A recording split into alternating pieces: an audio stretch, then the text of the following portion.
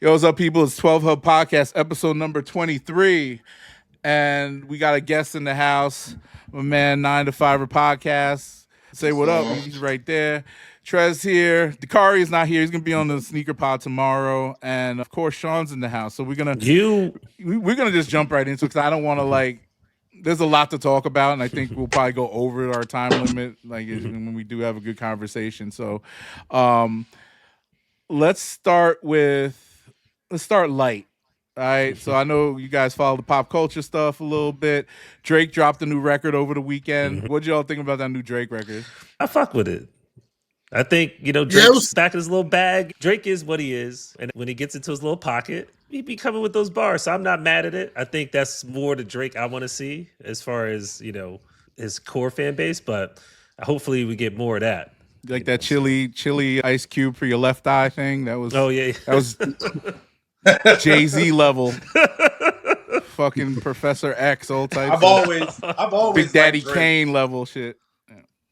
I've always liked Drake. I find it funny though, because ever since that beef with Kendrick, people's perception about Drake, to me, really hasn't changed. Like, he's been through stuff like this before, kind of, sort of. You know what I mean? Mm-hmm. But at the end of the day, with a talented artist like Drake, you cannot stop his motion. You know what I mean? Mm-hmm. It doesn't matter what you do or what you say. Because, think about it. People have when he was beefing with Pusha, he got exposed for not taking care of his kid and having ghostwriters. That didn't stop nothing. Yeah. He still moved units. You know what I mean? So at the end of the day, man, I've always been a fan of Drake. To me personally, I like Drake more than Kendrick anyway. So that's me too. Here. Yeah. I just always felt that new single he got is a banger, bro. It's a banger. Yeah. That's cool. Sounds like they just got to put something behind it. That's the whole problem with Drake. Is he going to get the backing? Because I thought Nokia was going to go. I thought that was going to go, but Nokia went. It did. Nokia definitely went. It didn't get to Billboard top. That song it was it hit number one, bro. No, what are you talking about? It hit number one. Was up there. Yeah. But no, because I read something. No, I read something that he was one away from Michael Jackson all time for Billboard number ones. So what's the most? So that well, I guess because that's technically with Party Next Door, that might count against it. But I honestly don't understand how they do that. Okay. Yeah, okay. He needs another solo number one, but he's that hit number one. It's doing well. Okay, because I was gonna say it's not a smash. It's just a regular old record that did well. It's like Hotline Bling. It's the same type of shit. Yeah, it could have been. That went crazy. So yeah, it's not. Did you keep that dance he did? Yeah, he stole that from some dude. I don't know. That kind of looks like that one dude's Brandon Jamal's dance. Yeah, that guy. Yeah, the light skinned dude who be with the diapers and he's funny, man. The single mom dude. Yeah, the single yo. That's one misogynist I fuck with. He's funny as shit. Yo. He's funny as fuck. Now the Drake thing, yo. So we had a bit of little dramas this weekend because I was talking to my man Nicholas F. He used to be one of Drake's ghostwriters, and the beginning. I don't know if you guys saw the beginning of that video, but a couple people hit me up. Was like, "Yo, he mentioned Nick in the joint," and I looked at it, and he was showing this old footage of him back in Toronto. This is like 2006, maybe, of them on the streets and stuff. And I thought it was kind of petty because there was a couple of dudes in that video that I know. This guy named Bernard and my man named Nick. Oh, Nick wasn't in the video actually. He was in the video, but he wasn't like in the video. Hold on, what video was this? The Reese. Did you see? Did I send you that clip?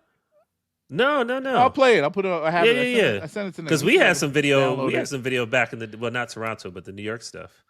Oh, you gotta send that to me. I never saw that. Yeah. Yeah, I should digitize it. But somebody sent me this joint, and it was funny because he's just like, "Yo, I write all of Nick's records and shit." He said that on the screen, and I thought it was hilarious. And I didn't know if he was really referencing Nick. And he was. I sent the video to him, and he's like, "Yo, I was probably standing right next to him when he said that, and it was a joke." But why would you put that in your new video? Like that's freaking like. Oh, so the video out for the new joint he came out with? Yeah, it's out. Oh, okay. I'm hearing he dropped two. Like I'm hearing there's another track he dropped as well. No. He was riding around in the ice truck. Drake's always made good music to me. He has that gift.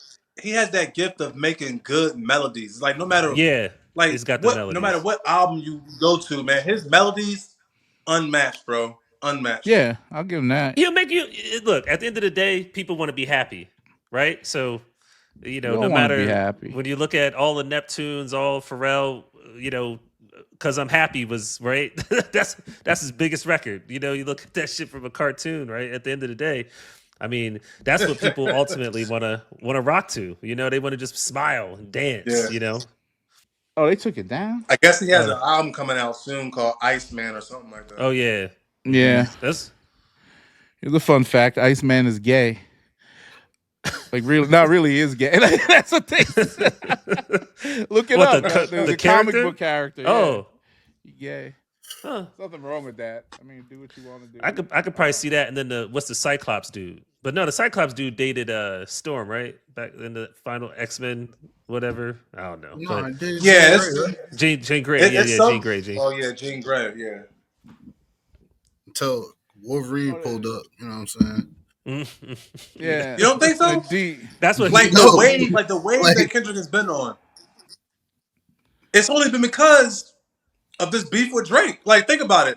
Prior to that, I agree with that. I agree with bro. that. But Kendrick Lamar has been around since 2012. Like, he has been popular and relevant since 2012. No. I hear you. But this current wave, he's been gone for 5 years. So I would say this current wave, obviously it's because of him dissing Drake. It started with the beef. So it's not because of that. It's because Universal Records put millions of dollars. I'm gonna give it a buck with you too. It was definitely like a whole Illuminati play. I won't go against that, but not like us would have came and went if. Keep it a buck though. That J. Cole diss smoked him on the low. Not at all. That J. Cole diss smoked him on the low. I'm a Cole fan. He said the one album every 4 years. All three of them. But I was so disappointed in Cole, bro. It was like a decent warm up, but it's it wouldn't have been enough, bro. That was terrible. That song. In my opinion, if we going off just straight rapping, in my opinion, Cole would have won that. Right. I know people might feel different, but when it comes to just throwing the extra shit on there, it's either going to be Drake or Kendrick because it's just those are the only ones that are willing to do that shit. So. Yeah, that's why I was so mad at Cole when he deleted this song, man. Why you fucking delete this song, bro? Yeah, bro. It's if you're gonna put it out, bro. Yeah. Don't go. He didn't want to be called a pedophile. Man. He didn't want to be called a pedophile. That's what they were planning. So he's like, "Yo, watch your shit." You know what I mean? I think Kendrick gave him a fair one, bro. Yeah, well, they carried that on for a year, and all I'm saying with the Drake stuff, I feel like he just doesn't. He's insecure about his whole being. You're the best. You are probably the most successful rapper of all time. Mm-hmm. All time. I give him that. As far as success, yeah. I mean, success on crossover success, international success, everything. I mean, he's Jay-Z would probably be total overall success. I mean, if you're talking about winning financially, Jay-Z he did smart business moves and stuff. But I don't think that. Yeah.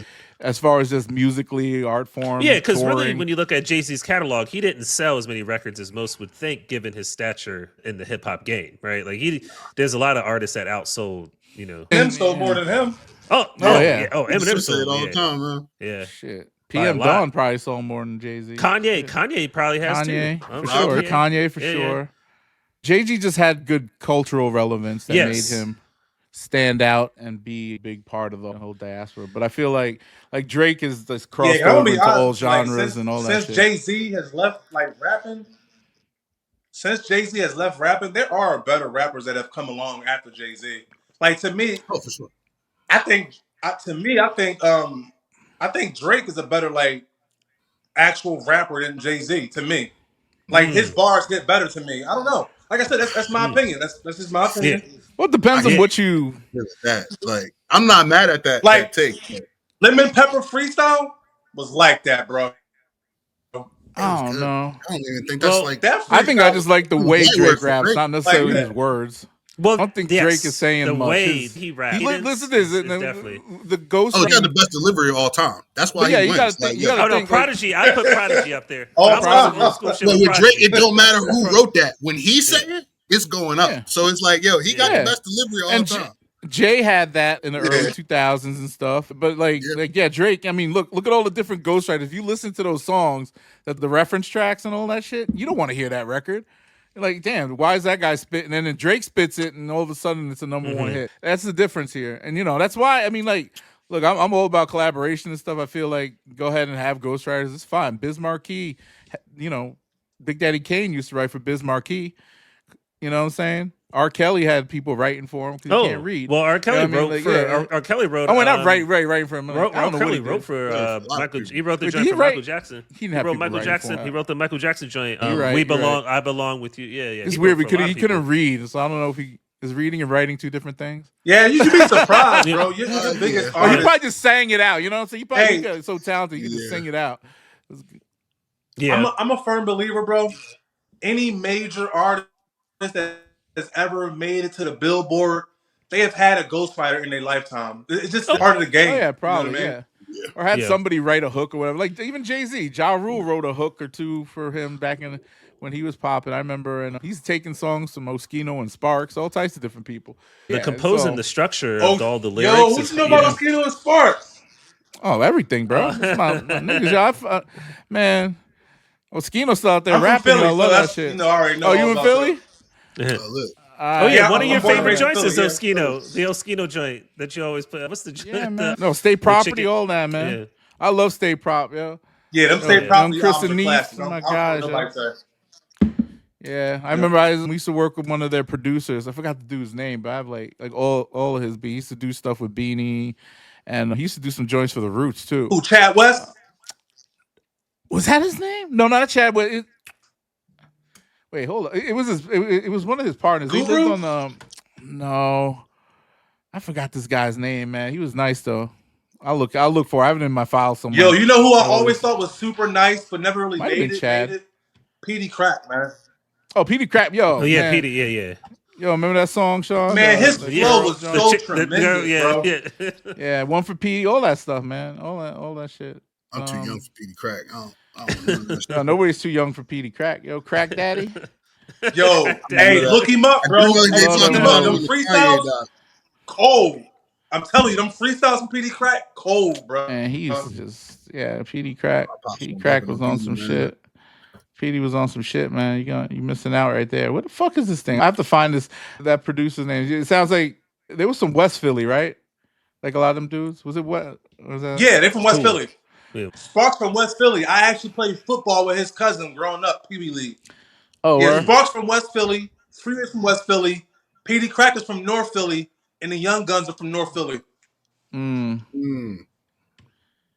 Beanie Siegel from South Philly, yeah, South, yeah. Where's Freeway from? Freeway. West Philly. That's West. Down the bottom. You from down the bottom? Yeah. Okay. I'm trying to find this joint. But let's keep it moving. So Carnival Cruises, we was talking about this on text today. They basically banned black people from their boats. I want to play this real quick. I don't know if y'all seen this, but this is last couple days. This company is crazy, bro. They wild for this shit. Hold on. Oh, this is the wrong joint. Hold on. They have the worst publicity. He said, "I don't blame him." Actually, I agree with you. You're right. Yeah, nobody wants to deal with the nonsense. I mean, look, we can all be. Yo, I saw a clip of what the deck looks like. Oh, go ahead, play it. Wait, oh yeah, real quick. I should be able to hear. Let me turn it up a little bit. Hold on. There you go. Yeah. Carnival. All right, y'all. Carnival Cruise is coming out with some new rules and potential bans. Let's get into it. So, number one is really dealing with enforcement. For example, the teen curfew is 1 a.m. So that's fine. For teens under 18. Yeah. Solo travelers must be 21 and up, which means people between the age of 18 and 20 cannot cruise alone. Smart. They're cracking down on the pool chill hoggers. After 40 minutes, they're taking your stuff. You got to That's fair. And they're enforcing their boarding requirements, letting y'all know y'all need to print out that boarding pass. Yeah, damn right. Enforcing the rules. That's fine. Before midnight of your cruise. Now they're also cracking down on behavior. If you're being disruptive or causing a disturbance, they're kicking you off on that shit. That's fair. See, this seems very straightforward. Cracking down on bad behavior. They are banning fans. Now, not this fan. Here we go. Why would they ban? What do people do with fans on cruise ships? You get clacked. Yo, that's the first when the joints start going off. That's a clack in the face. Like, you ever seen them joints pop up? Hell yeah. Oh, okay. Yeah, them joints the used. swoosh fans. And they're not banning them entirely. They're just banning them in the nightclubs and indoor dance floors. Hell yeah. And speaking of nightclubs, they're not banning the hip hop music. They are removing or rewriting the hip hop music. See, that's just like trying to get mid. Yeah. Super mid. Top 40s. There's that. Now, in good news, they are changing from Pepsi back to Coke. So that's a positive note. But if you wanted to dive a little deeper, you know, black people love Pepsi. I mean, that's one of them things. Pepsi was the only you know about the history of Pepsi, right? Yeah. That's a nail that fucking hit the. That's a nail in the coffin. Changing my thoughts on it. I made a YouTube video because. All right, so but they also. I know I saw this on another video, but they banning the wobble line dance. Which I thought. I mean, look, I've never done line dancing on an electric slide. I'm gonna say something about this, right? Old ladies love the wobble. Here's what I think. When it comes to that whole Carnival Cruise thing, I mean, I kind of understand what they're saying because it's like you go on these cruise vacations for 4 days, 5 days to relax and to chill. You don't go on a cruise vacation to witness fights and like, bro, like I seen one of the decks of the cruises. Like you can't even walk on the deck. It's like a real live club. Like I don't know, bro. I'm different. Like when I go on vacation, I want peace and fucking quiet. Like I want to be able to lay down on the deck and look in the sky and just chill. Yeah, you know what I mean. Yeah, I agree. It's always us. With you on that. Man. What do you mean it's always us? What'd you? Yeah, it's always us. Oh, man. Okay. Prime example.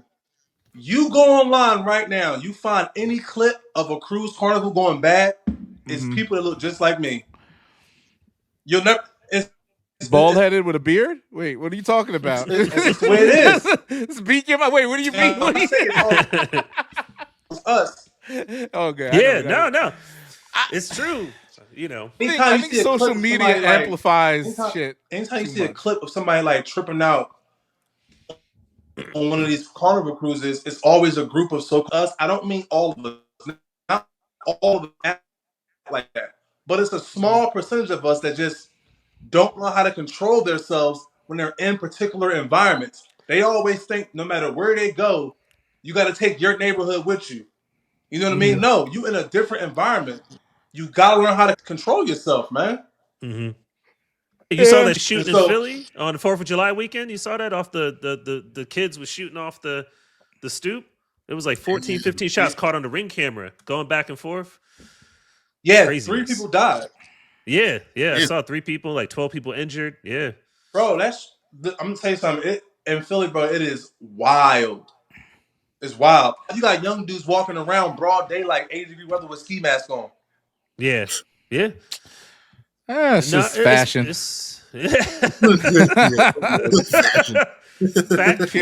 Kids being kids. Come on, man. We used to wear a bandana. I used to wear a bandana now and then or whatever. Some little niggas when I was a kid, that's like COVID. Bro, when I was a kid, fashion. If I walked around my neighborhood with a ski mask, I probably wouldn't make it too far before I encountered a problem. Somebody would probably call the cops on me or something like. COVID changed all that. You know, people wore masks all the time, and now it's just a culture. It's just part of the, the culture. Yeah, the YNs be getting that off all the time. Mm-hmm. Now, blame Dr. Fauci for that one. That's not a but motherfuckers wouldn't. Yeah, he should be arrested in public. Oh man, this carnival, I think it's funny. I was kind of joking because we have a text message thread, and I was joking with Sean's wife about this stuff. But I don't think that I definitely think it's a racial thing for the most part, because it's a lot of the hip hop of black shit that they just blocking. And when they said the wobble down, I'm like, come on, man. Only old ladies from the Midwest do that shit. So yeah, that's OD. Yeah, they old black ladies. Keep it a buck though. We all know that whether you want to believe it or not, music does influence you and it does put you in a particular mindset. And what I know is this: it's a different scenario, but Absolutely. When I was young and dumb, we wasn't playing no R&B. Mm-hmm. We playing rap music because it Yeah. gets you in the mindset of like, you know what I mean? Like, It gets you I hyped. hate to say it, but it gets you hyped up. And some people don't know how to control themselves. So they'll hear a song about, somebody fighting or whatever the case may be. It'll warp their mind. And then you add alcohol, somebody bump you, boom, they're going to fight. Mm-hmm. Yeah. Yeah. Yeah. That's Because true. we all know in the hood, you can't just bump somebody and walk off. It has to be a fight. Step on somebody's always, shoes or something. Yeah. No, it's gonna be a problem. No, absolutely. I mean, so that's the thing. It's like Carnival. I think now, yeah. I mean, I get it. It's sort of part of their business, but also they created this environment, let's call it, because Yeah, they do. they made it where you can go on a 3-day cruise for $300, right? Like cruising, That's crazy, bro. Yeah, you go back in the day, cruises used to be like a luxury back in the day. Now there's so many things, and now there's tiers and all this other stuff. And I've been on my share of cruises, but like I've never seen no shit like this. Carnival cruises used to be kind of respectable too, right? Like way back in the day. yeah. I told my 20 wife, years I ago. said, I ain't going on a Carnival Cruise. Yeah. It's literal carnival in that bitch. So I don't know. I So it's out of can't. control. When I saw those pictures, yeah, you're right. Hey. Look, these motherfuckers was out, man. Like, But look at the picture of the top deck. You can't even I walk, saw that. bro. Dog, Yeah. I saw a lot of big women too, yo. I'm surprised that boat wasn't leaning and shit. I just saw a lot of like shit. Yeah, wildebeest. Yeah, there's a lot of white ones and black ones. We're not just pointing to the young black ladies. Oh yeah, big white women, and not there's anything wrong with being big and white or big and black or anything. Nothing wrong with that. You got wildebeest and you got beluga whales. Beluga whales. That's crazy. Essence Fest. Like, I don't know if you guys are familiar. This is more bougie black people shit. That's taking Essence me back Fest, that's taking me back. So Essence Fest. they recently had their Essence Fest, and then they literally made it part of their marketing to say, like, Lauryn Hill was the headliner again. I don't know. She's done Essence Fest like every other year for some reason. Was NDIRE there? I don't know, man. Yeah. I don't follow this shit.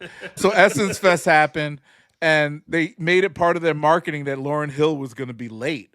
And then they got a lot of like negative press because of their continued partnership with Target. Now, if you don't know anything about Essence is a big partner with Target. All of their publications, from Afropunk to Essence Magazine and everything under that umbrella, like from the digital side, is sponsored by Target. And they do a lot of advertising with them and spend a ton of money. I'm talking tens of millions of dollars with Essence. So it's a big part of their revenue stream. They just got a lot of pushback recently for this. And they didn't sell a lot of tickets this year. Usually Essence Fest is like sold out regardless. And, but even after the pandemic, the last two, I think back in 2022, it's been like so. But this year, for some reason, people were boycotting and all that other stuff. And I'm feeling like, like from a cultural perspective, do you feel like shit like this is just like not relevant anymore? Like people have found better things to do than going to a festival like this, because it's kind of boring if you think about it. You know what I mean? Like, I don't know. And then I feel like black people, what should we be maybe doing in the together? 90s, early 2000s? Yeah. Yeah, I agree. You know Your what video like froze up. 2002, that Essence was probably would have jumped off. But nowadays, stuff like that is irrelevant to most people. You know what I mean? Yeah. I feel you on that. And I think they're starting to see, but also like these legacy acts and these personalities, like, how do you like this festival is really just a lot of middle-aged black women who go there and it's a Stella Got a Groove Back opportunity. Go to a festival. Meet a little. There's a lot of the men don't go to this shit. But I'm saying, maybe they do. I don't know. Yeah, men probably go. Older men probably go. Try to find them a little jump off. Yeah. If I would get divorced, I'll be at Essence Fest. It's still a middle market for it, because it like jazz and this, that. So like it's geared towards like maybe early 50s, late 50s couples, type of thing. So. Maybe, yeah, you're right. But Lauryn Hill, I don't know. They had like a lot of different like They did a lot of legacy hip hop acts. I think like Big Daddy Kane was there last year. And all these different people. Queen which Latifah is all good. Probably, yeah. Yeah, I find like that type of stuff. But then I'm not gonna go pay money to see those people. I mean, I watch it on YouTube or something. I ain't gonna go pay some money to see Queen Latifah. I did pay money to see Wu-Tang. Shout out, yeah, man! I can't wait. You going to see the Wu-Tang show? Yeah, this was a good MSG. show, man. You're gonna love it. You're gonna love it. Why don't you go to one in DC? Did they pass through DC already? No, actually, Dayu hit me up about it. He was going out there, so he's like, "Yo, you want to come out? To the show?" I was like, "Yeah, I'm down." So, they're going to the Madison Square Garden. Mm-hmm. It's just me and him. Yep. Oh, dope. You'll have some fun doing it in New York, man. MSG's gonna be. Man, I might go. When is it? It's the 16th, July 16th. Oh, I'm not around next week. I can't do all that. It's too much. It's too all right. Anyway, so apparently Jeffrey Epstein did nothing. There's no list. There's no victims. There's nothing there. We knew this all along, but for the past 20 years or so, or whatever years that he's been, a convicted pedophile, and there's a client. All of that stuff doesn't exist anymore because Trump said so. There's definitely a list. There's definitely a list. I know how I feel about this, and it's bullshit. I mean, obviously, I'm not a conspiracy guy at the end of the day, but I kind of knew this was going to be the outcome of this, whether it was, it's just the way Trump did it is hilarious because his hardcore followers are probably in their feelings right now. Like, well, he must be telling the truth because why would he lie to us? Like, that's what they think, and, the other people that are just kind of along for the ride and whatever are like befuddled by this. So what do you guys think? I just... Well, I think everybody knows there's a list and there's a whole bunch of high profile people involved in this. I think that's including Trump, including a bunch of politicians, whatever. It's one of those things where the list is, when it gets to a certain level, that's the buck stops at a certain point. Oh yeah, no matter what the situation is. Yeah, it's like the buck stops, right? If you're the son of the president, you're getting pardoned. They know this stuff. So no matter what you did, right? So criminals, they're mostly behind the scenes, and if you're powerful enough, shit gets out in the open and it gets squashed very quickly. And I think that's what this is an example of. It's been going on forever and ever. It's not surprising, but maybe 100 years from now, they'll do an expose. Yeah, maybe 100 years. Yeah, when it becomes declassified, when all these people are dead, everybody's dead, when everybody can't say nothing and it's irrelevant at that point. And it'll be like, ooh, we're none of it. But I want to see it now. I want to live in the drums. I want to see who the fuck's on that list. I don't care. Like Trump, you're still the president. Whatever. I don't care if you diddle little girls. That's on you. Your people. That's what you like. But I want to see. What's his name? Bill Clinton. All on the list, bro. Oh yeah, they all are on the list. I agree with that. But it's just they protecting each other. I'm gonna say something, right? And some people might not resonate, or some people might look at it and be like, "Oh yeah, this dude tripping." But I'm gonna tell you something. You in a safe space. When it comes to them politicians, bro, yeah, they all get down like how Epstein got down. And when I say that, I need you to understand. When I say all of them, I mean all of them. If you know their name, if they are a household name, I guarantee you they all get down like that. Billionaires. You think man. so? Even Bernie Sanders. This is what I always say. After a while, like normal stuff to them is boring. Like what we find entertaining to us is boring to them. They get into weird behavior, man. Just look at it. Epstein, Diddy, they all get down like that. They are all weirdos, man. They all go both ways. I know that might sound crazy, but they do. Even AOC go like where do we go? You think Diddy is the one when you get to a certain level? Like you think Diddy is the only one in the music game that's a freak like that? Oh no, I know. Look, I'm in the music, but I know a lot of the shit. I've seen a lot of weird shit too. Not like Diddy weird shit, but just like awkward moments with rappers and singers and shit like that. They're all a little weird, and it gets to that point when if you fuck so many chicks, at some point you're gonna crave something different. It starts like in levels. It'd be like, okay, then maybe let me touch some like really fat girls, and then it's like, oh, I'm only fucking with real ugly girls. Next thing you know, they're sleeping with men and kids and Think shit. about And it's this. all this weird shit. What number do you have to reach? Everybody, real quick. No, bro, Think about this. Think about this, look, everybody. look. Think about this. Isn't it funny how you notice, like, whenever you're watching pop culture or just TV in general, like you'll see a rapper, he'll get real popular, and then he'll transition from rapping to acting. You say, damn, he's so talented. No, he was always an actor. That's why they're able to transition. They're all telling lies. Nobody that you see on that screen is the real them. They're all actors. They're all pretenders. That's why T.I. can be a rapper talking about he in a gang till now he Tip Harris, the actor. 50 Cent talking about how he got shot 9 times. Now he's an actor with roles with Nicolas Cage. He's a rapper on a screen with Nicolas Cage. Okay. Well, I mean, you can't live like once you reach a certain economic class, you got to kind of change your persona, like the way you roll. I feel that that's just necessary. And we all grow up too. That's another thing. Like I grew up at I'm not from the street or nothing. I grew up in the suburbs, but I grew up on hip hop. And I used to walk around, sag my pants, do all that, wear Timbs all the time with shorts and shit.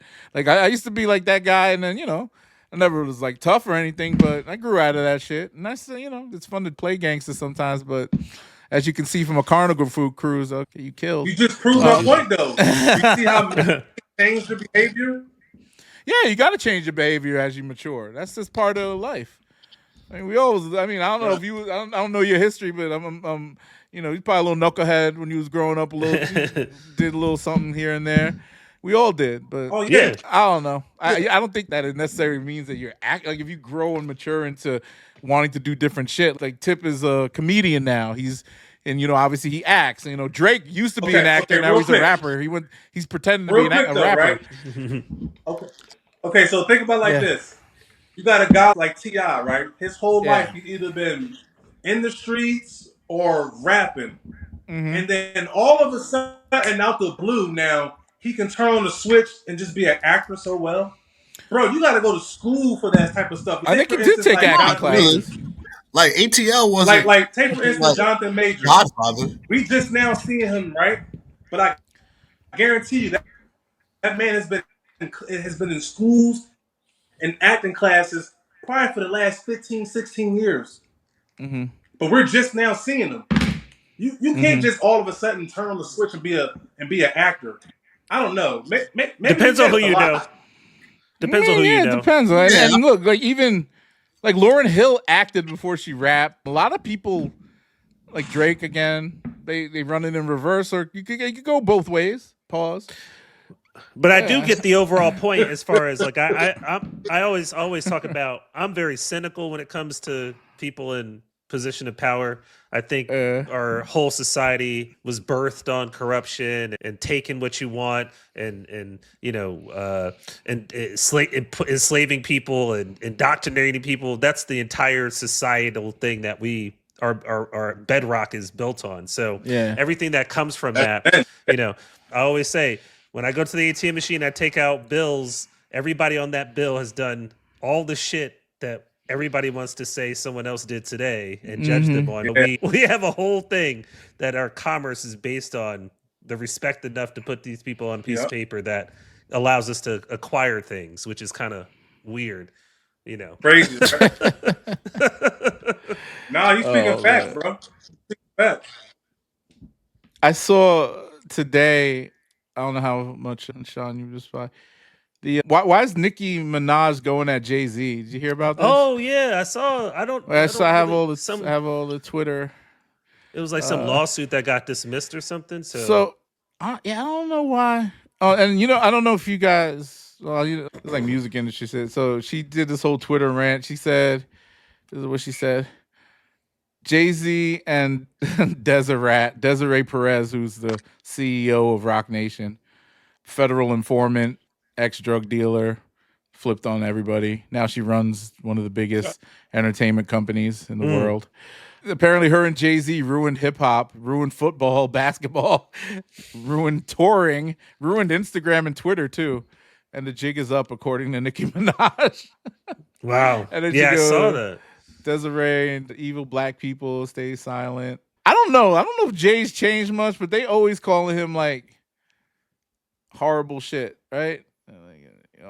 You're black. I know Jay-Z and Beyonce are probably two of the biggest witches in the industry. Whoa, where's that coming from? Where from? Yeah, Jay-Z's a top level. He's a top level Mason, bro. That's why he's all over the place. Mm-hmm. Yeah, well, he's a Mason. I didn't know that. Oh, absolutely. You gotta be, bro, to get to that level. Whenever you hear a news reporter or somebody on TV say Rihanna is a billionaire, Diddy is a billionaire, they don't actually have $1 billion. That's their way of telling us that they are elite. You see what I'm saying? When you hear somebody say, "Oh, Jay-Z is a billionaire now," yeah, he might be, but what he's telling us is Jay-Z is part of the elite now. In the club. He's part of the club, yeah. Well, he's a net worth might be worth $1 billion. He's a made man now. Yeah, he's a made man. Which is fine. I love it. I want to be like Jay one day with all that money, but I don't understand. No, I want to keep my butthole a virgin. I'm cool. Oh, you think they do that with the you gotta go in the room? And... If you know his name, I guarantee you his butthole is not a virgin. I'm just. Hey, it sounds weird, right? It sounds weird, but I'm telling you, bro, that's how they all get down. They all get down like that, man. You gotta be. I don't know. I mean, I wouldn't. I thought we would hear some more. I sound gay crazy. Stuff come out on the Diddy trial, but we didn't hear. I didn't say you. We didn't crazy. Hey, LeBron James said it. LeBron James said it. Ain't no party like a Diddy party. I mean, yeah. So let me put it to you this way. He did say that. Diddy was just on trial, but none of that gay, like what he was doing wasn't necessarily gay. Like there's guys who like to watch their women have sex with other men, but don't act, don't want the other man to no, I'm saying there's men that like that, but they don't I mean, you said it's in porn, right? There's pornography like that. Yeah. There's a lot of white men that like that shit. They like their women to get fucked by big old black men and stuff. So I can see that being something. I don't know if it's gay or not. Maybe, I don't know. I can't be around like another dude, and I don't want nobody else sleeping with my wife. But it's something that happens, and I don't think none of that gay stuff came out in court. They would have said something like, "Oh, he tried to, that producer Little Rod was suing him for something, and then we found out that was a lie." So they said he molested Justin Bieber. I'm pretty sure that he didn't. You know this? All right, be careful, man. Bro, Jaguar Wright. Jaguar Wright's getting sued. All right. Wait, there's real quick. Everything that we know about Diddy, we already know he's a freak, right? If you go on YouTube, there is a clip of him and Justin Bieber. It's like a 3-minute long clip where he is telling the crowd, he's telling the audience, like, yeah, his parents allowed him to stay with me for the weekend. Yeah. I can't tell you what's going on. It's highly classified, blah, blah, blah. And I'm thinking to myself, in hindsight, oh, he was fucking Justin Bieber. That's why he acted so weird over the last couple years. You don't think that he I promise you. I can see him exposing him to a lot of women and stuff like that. I don't think he was fucking Justin Bieber though. He did the same thing with Usher. Usher. Okay. and Usher. That don't even make sense. Hey, he slipped up though. Usher slipped up and said it. You remember that interview with Kevin Hart? He was like, "Yeah, when I was 12 years old, I used to stay with Diddy." Yeah. Diddy. At 12, for what, bro? Y'all sharing the same bed, wrestling?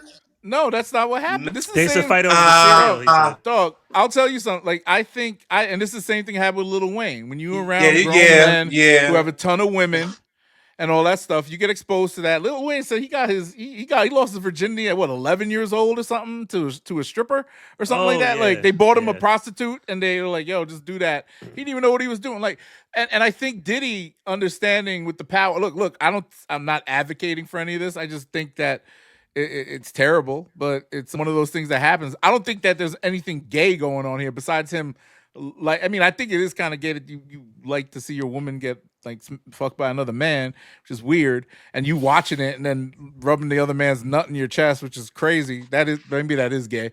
But at the end of the day, I don't advocate for it, but it is part of what gets them off. And like I said, it's certain people after they hit a certain threshold of things, they need a freak off to get off and all that type of stuff. So all I'm saying is I think he's like doing what people were saying, like they giving up the butthole or any of that stuff. Same with and I don't know. What are you doing spending the weekend? What are you doing spending the weekend with a 13-year-old boy, and you can't talk about what's going on? Who said that they couldn't talk about what's going on? He said it, bro. Go look up YouTube. You took that seriously. You took that seriously. He said, when they were like, I take it very seriously. Yeah, I take it very seriously. I promise you, man. Look, he hit Justin Bieber, Usher, and Meek Mills. I thought they would have some more stuff. I thought they would have some more stuff come out about that, like about something happening with There's nothing there though. That's what I'm trying to say. Did you see the clip? Right? Okay, hold on. Did you see the clip where it was Diddy? Bro, I can take what we're talking about right now and clip it up so out of context to make you look gay. No, listen. All this shit. It doesn't make it's taken out of context. It was, and people are running. There's a clip, right, with Diddy, Jadakiss, Noriega, and Fabulous all sitting down when they're in the right? studio. Yeah, he's like, when we gonna party? Yeah. Now, if you want to tell me that sounded normal and that sounded like straight, okay. Did he been talking like that since Big Papa, yo? Go to me. You can get my friends and your friends, and we could all be friends. All that shit. That's Diddy, yo. That's Diddy. Woo. He gonna talk a little fruit. I know, man. You don't want to look at it that way, but I promise. I'm not trying to look at. I'm looking at what I know. I'm looking at the facts. All I know is that he did some weird shit. Okay, rubbing another dude's nut in your chest, I'll give it to you. That's pretty gay. Yeah, that's all right. But look, that might be his thing. As long as the nut ain't dripping out of his butt, as long as the nut, we don't know that, right? We don't know why he did that. Hold on, real quick. Like I said, it's the reason why he took that semen and put it on his chest. If you know anything about Lucifer, hold on real quick. Devil worshiping. It's gonna sound crazy, but hear me out. If it's gonna sound crazy, it is crazy, right? What he did was perform sex magic. They believe, right? The ones that like Masons, they believe that when you are in a room and you witness someone having sex, you are gaining some type of magical ability, and then you take the semen and you rub it on your chest. You gain quote unquote spiritual powers that way. It sounds crazy, but I promise you, what he was doing was an actual ritual. That's crazy. No, they said he did a ritual. Who said that? The bodyguard said he did a ritual at the before he got. Like I said, I know I sound weird, right? It sounds weird, but I tell you, they are all Luciferians, bro. It is odd, like that Punisher nigga. He out here on a book tour right now. He on a book tour. Yeah. A lot of these things. He was just on Godfrey's podcast. I listened to it. Homie selling books, right? All he was talking about was like, I used to fuck Cassie and this, that. Nothing. Look, like I said, I take it all with a grain of salt. All this stuff. They only arrested Diddy. They only arrested Diddy so they can get all those tapes that he got of everybody. He had all them tapes on everybody. Jay-Z, Meek Mills, everybody. They ran up in his house, confiscated all the evidence, and then gave some bullshit charges that ain't sick. Okay. Well, yeah, but the other stuff. It is kind of interesting. Like Homeland Security would go in and pull all that stuff. Like they only saw like. Thank you, bro. Like they only saw like 3 videos. That is kind of weird. Though. They only saw like 3 videos. How come we ain't see tapes? He got to have more. That's all evidence. I don't think that. I think that stuff has to go back to him at some point. Is it not evidence though? Evidence of what? Well, that's what we don't know. Of his quote unquote sex trafficking. They ran in his house to lock him up. Oh yeah, but like he wasn't. Yeah, but shouldn't he, now they had laptops. They had videos. He should get all that stuff back, right? But what was on there? No, we should have saw all that stuff in trial. If nothing put him in jail, it's just his private property, and it could have Jay-Z. You know why we ain't see it? Donald Trump, whoever. It's because one of those videos probably had DJ Khaled getting his back blown out by Diddy. Yo, I heard. That's probably why we didn't see it. Do you believe that shit? They said that he fucked. Or you probably got Jay-Z in the corner. Or you probably got Jay-Z in the corner getting topped off by Travis Scott. That's wild. Where did that come from? They were all at them Diddy parties. Hey, okay. The Carl Diddy parties, Winslow. the all-white parties said, where you see all them billionaires and Diddy. Yeah, those are freak-offs. He said that Carl Winslow, some guy said Carl Winslow was smoking. Didn't they pimp Carl Winslow out? They had Carl Winslow bent over a sofa bed. Yeah, Drewski. He loves big black motherfuckers, huh? All right. But again, look, this is a bit of hyperbole there. I don't look, Diddy been around for too long. I'm not gonna say let you do your thing, and if anybody participated in that thing and took some drugs and don't want to talk about it, that's on them, bro. I can't. Look, I would have put myself in that situation. I'd never been invited to no Diddy party in my day. Luckily, I've never, I wasn't around like that. But I wouldn't mind going to one, man. They be partying, man, in white parties. They be going wild. That's crazy. I used to, that Michael Rubin dude be doing the white parties. I'm good. You saw Baby, right? You saw the picture. Saw that picture. Oh, yeah. From behind? You look at that picture and tell me that don't look suspect to you. It does look sus, but it's just a moment. Again, a picture says 1,000 words, brother. I don't know, man. Look, a moment's a moment. I don't think, we ain't see no blood, nothing. I do think, though, I don't know, I don't know how complex, I would assume pretty complex. I do believe that there is some kind of system in place at a certain level. Of course. People have to pay some passage. There has to be some, I'll scratch your back. You scratch mine. This is how this works. I just feel like in society, people are too greedy and too power hungry to not have that be the case once you get to a certain point. And whether it's from taking ass or from taking a tax, some way, somehow, somebody's got their hand in your pocket, so. Absolutely. Yeah, man. And it's interesting. But I don't know, but we were talking about Nicki Minaj and Jay-Z. And Desiree Perez.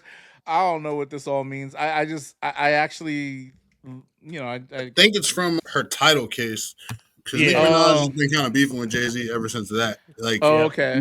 Roc Nation had offered her like something low, like $1 or $2 million, and I think that's where she's saying she's owed $200 million. So off her catalog, and the Wayne shit for the Super Bowl. So she's been on Jay-Z hard ever since then. Mm-hmm. Yeah, I can see that. A lot of money. It's weird. Yeah. I feel like Jay-Z's kind of separated himself from the hip hop culture in a sense. I don't see him like fucking with rappers like that anymore or doing anything. It's just, it is what it is. I heard he's about to put out another album. Like he's been doing his little thing. He did the shows in Paris and stuff. So when he starts coming out in the public, it seems like he's always kind of, Yeah. Well, we'll see. Nicki, I pray for you. You got anything to say about Nicki Minaj? She married a pedophile. Miles will get it on. He was like a rapist who raped a girl or something. Nah, he got sex with a 17-year-old and got caught up. Her little brother did the same. She's her. It's her brother. I think it's like a family kind of crazy on that shit. I think that the age of consent in Jamaica is different than it is in the U.S. and these people are living in that world. But I don't know why. I don't know if it was a rape thing or he was just dating an underage girl and got caught up in some bullshit. I didn't look too deep into that case. I wonder what the age of consent was when George Washington was president. I don't know. 0. Well, no, there was no consent. Back then, bro. Oh yeah. Back then, soon as the grass on the field, play ball. Grass on the field. Not even ball. Before. I'm sure before that, even that they'd take the kids. Oh, you go to India, man. They be marrying these girls up at 8 years old, bro. Yeah, they breed them like stables and shit, like crazy. It's crazy, man. They didn't have to be. They just send them off to the highest bidder. It's sad, yo. I'm so glad we're liberated here in America. Women get a little more respect. And speaking of respecting women, Angel Reese has launched. What? I was doing my segue into Angel Reese. Her Me Bounce. Oh my God. Her Me Bounce clothing line. I bought 2 t-shirts and I bought my wife a shirt. I'm a big Angel Reese fan. I love her. Me bounds. Shout out to Angel Reese. Bounds. I'm about. If they had a little Barbie doll Angel Reese, I'd buy Oh, that you an shit. Angel Reese fan? Oh, of course. Yo, she the goat, yo. Okay. She the goat. The go to what? Basketball. She killing it right now. She had 2 weeks stretch. The go. The what? Who's better, her or Caitlyn? At what? You got to look at what they do best. And I don't think Caitlin's struggling right now because Paige Bucher is actually a little bit better. Oh than yeah, Caitlyn I fuck with Kate. I fuck with Beckers. Yeah, Cage Beckers. Beckers, whatever her name is. Yeah, she nice. She's killing it. Okay. I haven't been watching basketball, WNBA that long, right? But I watched it back in the 90s when it first came out, a little bit now. But ever since Clark came into the league, I started watching it here and there. 9 to 5. Give me wait, real quick. After this, give me your address. I'm gonna send you some Angel Reese Me Bounce t-shirts. Get you a few of these. Hold on. Fire, is that? Yeah. But no, look. Is that... Hear me out though, right? Hear me out though, right? I have not seen a single woman in the WNBA with range like she has. Like when I watch Caitlin Clark play, she doesn't look like a woman playing basketball. Oh, yeah. She's like a Steph Curry with a ponytail playing. Like, you gotta give her flowers, man. Like, that girl is revolution. She is literally the reason why people watch WNBA. The only reason why people even talk about Angel Reese is because Angel Reese trolled her into infamy. If Angel Reese does not do this in her face, nobody is talking about Angel Reese right now. And that's a fact. I don't think anybody talking about it. No, that's not true.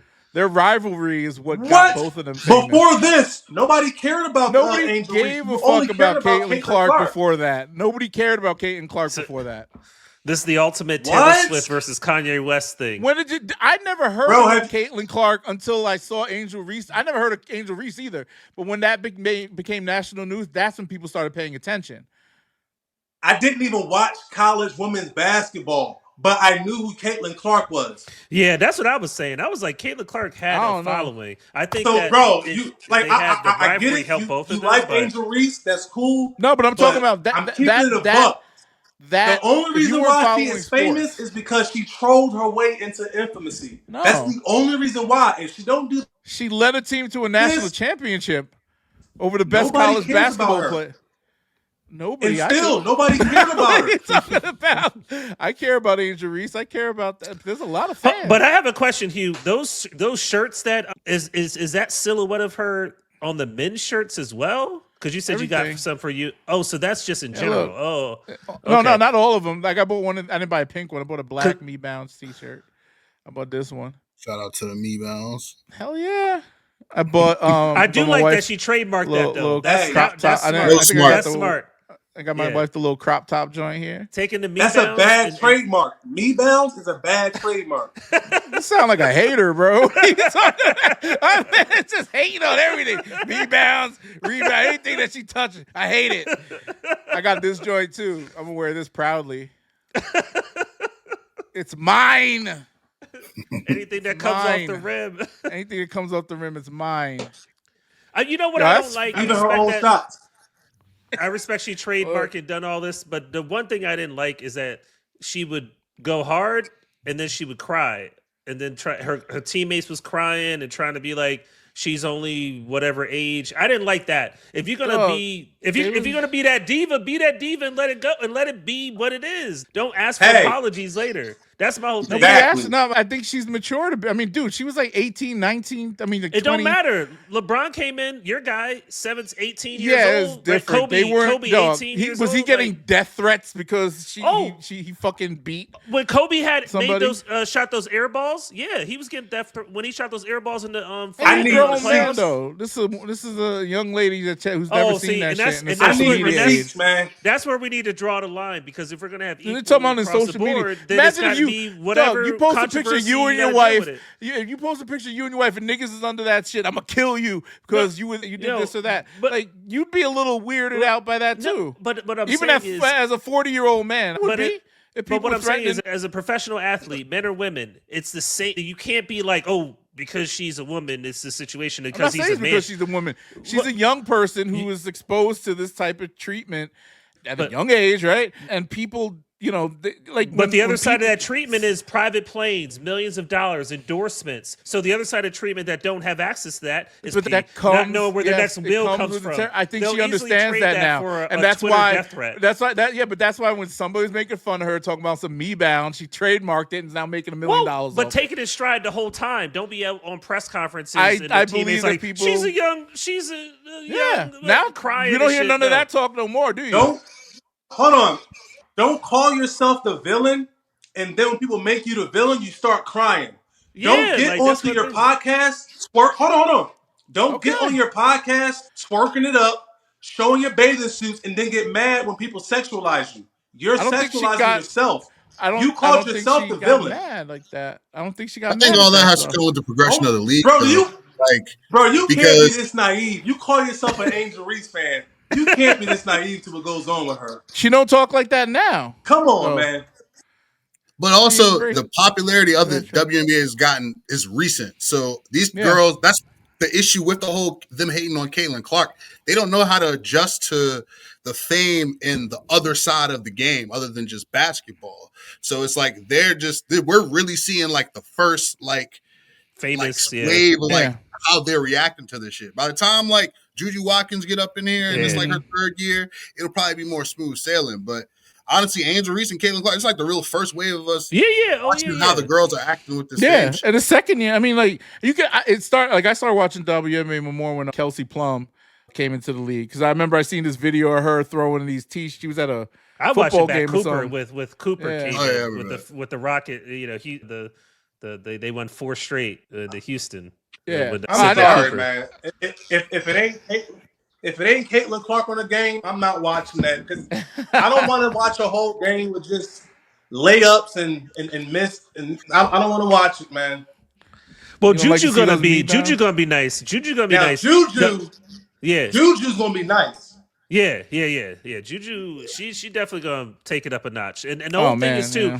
I agree with what you're saying as far as with Caitlin, because when our last episode, I commented on this. I said this is a perfect example of the cliche leading a horse to water but can't make it drink. The players around the NBA, they're at the water. Caitlin Clark is about to help y'all drink, right? Show you the water's here. She done showed y'all to the water, right? However you got there, you here now. Well, yeah, that's part of it. That's definitely a big part of it. Well, you got it. I mean, I agree with the notion that race has to, her being white's a good thing, because it brings more white people to this sport, whether they're cheering for her because she's white or not. It's the same thing they cheer. You know, Larry Bird brought a lot of white people to the NBA because they didn't, they were like, oh, look at this guy's just putting up them numbers against them Negroes, and they just watch that shit and love it. And then they became lifelong fans, because then they started saying, "Oh, these blacks ain't so bad. They know how to play ball too." Magic and Bird helped to transition the league into helping. Yeah, exactly. That pretend rival. Well, they had a bit of a rivalry from college to the NBA, but I want to ask you a question. The league into another place. I want to ask you a question. What up to the Angel Reese fan? What one thing that Angel Reese does that's better than the majority of people in her position? What is one thing that you say? The me bounds, dog. That's all I know. She does that better than any other woman. She does that better than any other woman in the history of women and basketball. Dog, I never seen somebody grab 15 rebounds and go 1 for 7 from the field and still put up a triple-double. I never seen that in my life. And she does that. That's what Angel Reese is capable of. That's entertaining. She's doing what Russell Westbrook Pull the clip up. But more Pull the clip up of her missing 9 shots in a row. No, she didn't. Her teammates is clapping their hands pass the ball. Dog, let me tell you. Her game is gonna start refined. She's getting better. That's not basketball, brother. It's not? Listen, I would rather watch high school women's basketball than watch that bullshit. She's getting better, bro. She's getting better. If you don't, look, the casual fan will look at it like this don't make sense, but it does. Look, I hope it works out for Angel Reese. I just hope that with any she's like a baby giraffe. Just don't just don't act like, don't be scared of the controversy. If people come at you, then whatever. You just go take that shit in stride. That's my whole thing. Okay. Like, Yeah, exactly. let's talk about the most The what? You break recent your video's going in and out. I can't hear you. between her and Caitlin Wait, Clark, you gotta. she flopped and had, your video hear me? keeps freezing. Yeah. Yeah. So, what are your thoughts on the recent incident with Caitlin Clark and Angel Reese, where she literally just gave her a hard foul, and they upped it to a flagrant one? Where prior to that, I watched them knock her upside the head constantly, and no flagrant fouls got called. Then, on top of all that, Angel Reese flops and had the nerve to get up angry. Every basketball player does that. He's a LeBron fan, so There's literal videos of Jordan doing that same shit. Oh, There's my videos. God. Oh no, it never existed. Even if it's video, I think it's part of the game. I think the media takes it and people clip that shit up and turn it into something that it really isn't. It's just part of the game. The fact, and going back to what Sean said about how they hate her, how Caitlin Clark is not being coddled as a player. Did we lose him? We lost him. Was he on his phone? Yeah. Wow, man, you be talking. Oh, Yo, there he is. You hear me? No, I want to know what saying, Angel Reese does so good. But no, I'm trying to make. Okay, I was trying to compare. You said something about Caitlin Clark injury, so I'm saying that the fact that Caitlin Clark is not being coddled by the league, meaning that they're not like trying to protect her, is a bad thing to me. And I know Sean agrees with that point too. They did this with Jordan. They protected him. They padded his stats. They gave him fouls. They did all types of stuff to make him. You said padded his stats. How do you pad Jordan's stats? Yeah, he doesn't. He picked out one game from a clip from somebody who said they gave him like 4 steals or something. I said, give him 100 steals over his career. Give him 500 steals. Give him. You can't, even though there's proof that he padded his stats. Whatever they padded it, multiply it by 30. Jordan's stats now. 1988 Defensive Player of the Year award. Now. There's a couple of games where he had 10 steals and the other team had 6 give him 300 more. Shit. It's not going to change his average. Give him 500 more over his career. It does change his average. It literally changes his fucking average. Add 300. Okay, add 300. It literally changes the average. That's mathematics. Okay, let's add 300 more. What are you talking about? Let's add 300 more. What are you talking about? Even if it changes by a fraction of a percent. I'll do it right now. It changes the number. I will add 300 on the stats we ain't right now. talking about this bullshit games. right now, Sean. And I bet you we talk about Caitlin Clark and Angel Reese. We talking about me bounds right now, okay? Me bounds. Okay, we're not talking about that bullshit. Okay, that's later. Me bounds. If that gets. But all I'm saying is that the approach that the league is taking towards Caitlin Clark is a bad one because she's already been injured a couple of times from the hard fouls and all that type of stuff. You want to break your star? Then Paige Buckets is going to take right over because she's doing exactly what Caitlin Clark did last year, but more efficiently, and I love seeing it. And I think she's more appealing. Like, I'm not trying to be sexual with it, but she's more appealing to the eyes of men. And I think men will embrace the sport even more, like regular men like us, if they see an attractive blonde shooting and hitting buckets like that. Yeah, Paige, I would say, is more of that. Yeah, she has more. She's and I'm just being realistic. I ain't trying to be like sexist or objectifying them, but that's just the way it is. That's our society. Caitlin Clark has definitely, from a competitive standpoint, she definitely has the Mamba mentality. She plays like Steph Curry. She has the skill set of a LeBron where she can kind of do everything. So at the end of the day, like Caitlin, Paige, Juju when she gets in the league, and yes, even Angel Reese, who's doing she's like Dennis Rodman and Shaquille O'Neal all in one. And when you talk about basketball, you know what I'm saying? That's one of those things where I feel like you can't argue that. And now the WNBA is starting to have characters, identity, and it's not just a bunch of women who shoot a bunch of layups and shoot a bunch of threes and whatever. Oh yeah, it's starting to come together. Now. Yeah, there's more personality. Maybe they'll break even in the next few years, hopefully, instead of losing millions of dollars. So that'll be a really great start, and then we'll go from there. But Yeah, right now, all the star power they can get, whoever it's coming from, makes the most sense for that league. Angel Reese is the truth, man. I don't understand, man. We need to get on that Angel Reese train. I told you. You're gonna send you some of them t-shirts. You're gonna love it. Love them t-shirts, man. Let's see. Drake met Charleston White. Oh yeah. I mean, I saw that clip. I mean, I'm not gonna play it, but it was. Yeah. You know, Drake is really wandering into that. Like he's really into. Yeah, I can tell he's trying to catch a new wave. I think he's becoming a little right wing here with his politics and stuff. Well, he got shitted on. So right, he's basically he's like, yo, like I thought these was my guys, Yeah. I thought this was my, and now I'm starting to realize this ain't where it's at. So he has enough money to move the needle, right, and go and fuck with other people. So I can't blame him for that. Sure. Yo, D, is your camera fixed? You good? You hear us? All right, cool. Cool. All right, so I'll leave it there with that, man. Since we're still talking about basketball, free agency's over next year. It looks like, and I want to talk about you think LeBron will get traded, or he's going to ask for a trade?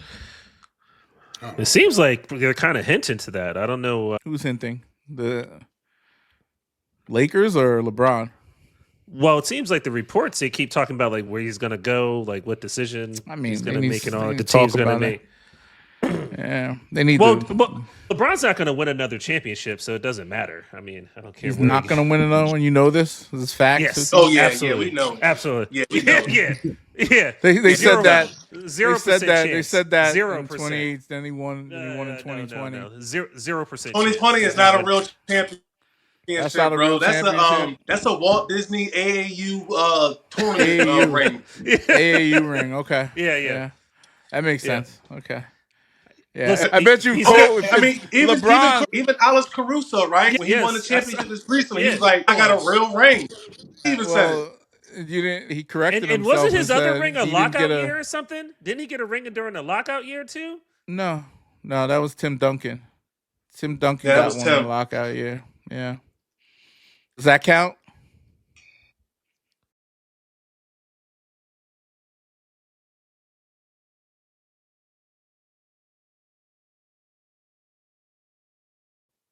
I don't know. Well, because they actually had home games. They actually were still traveling from home and away. Like that matters, bro. Like you play home, then you go travel, you play at that stadium. I think you don't think that being in a neutral area levels the playing field a little bit more. No. It's not real basketball. It's not real. You gotta have that grind. You gotta have that grind. You can't be in the same spot. What the fuck are you talking about? Like you said, the travel. You got that home grind. Court advantage matters, bro. I think it's a little. Having an actual crowd is different. I know it's different, but it also, and this is the players that were saying this, that they did not feel. They felt it was harder to play because they didn't have home court. Everybody was like on the same plane, and they all kind of had to be in the same place for this amount of time doing this. So mentally, it was tougher. So 5-star mentally hotel. tougher. So hard. I mean, dog, when you got private chefs and stuff, and you live in that life, and you got to stay in some, even though it might be a spacious, nice hotel room, you still got to deal with all that shit, and you're eating the same thing every day. Everything's crazy. I feel like look, a championship's a championship. They beat the competition.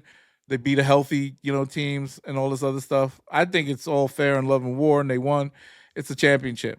Look, put it on there, whatever. They won the NBA Cup. They won all types of good stuff. I don't think that counts against LeBron in any way, shape, or form, in my opinion. But when it comes down to him going somewhere else, it might. Yeah, the bronsexuals are definitely going to count that. Yeah, definitely. I think the NBA counts it too, so the NBA must be a bronsexual. I know, bro. I was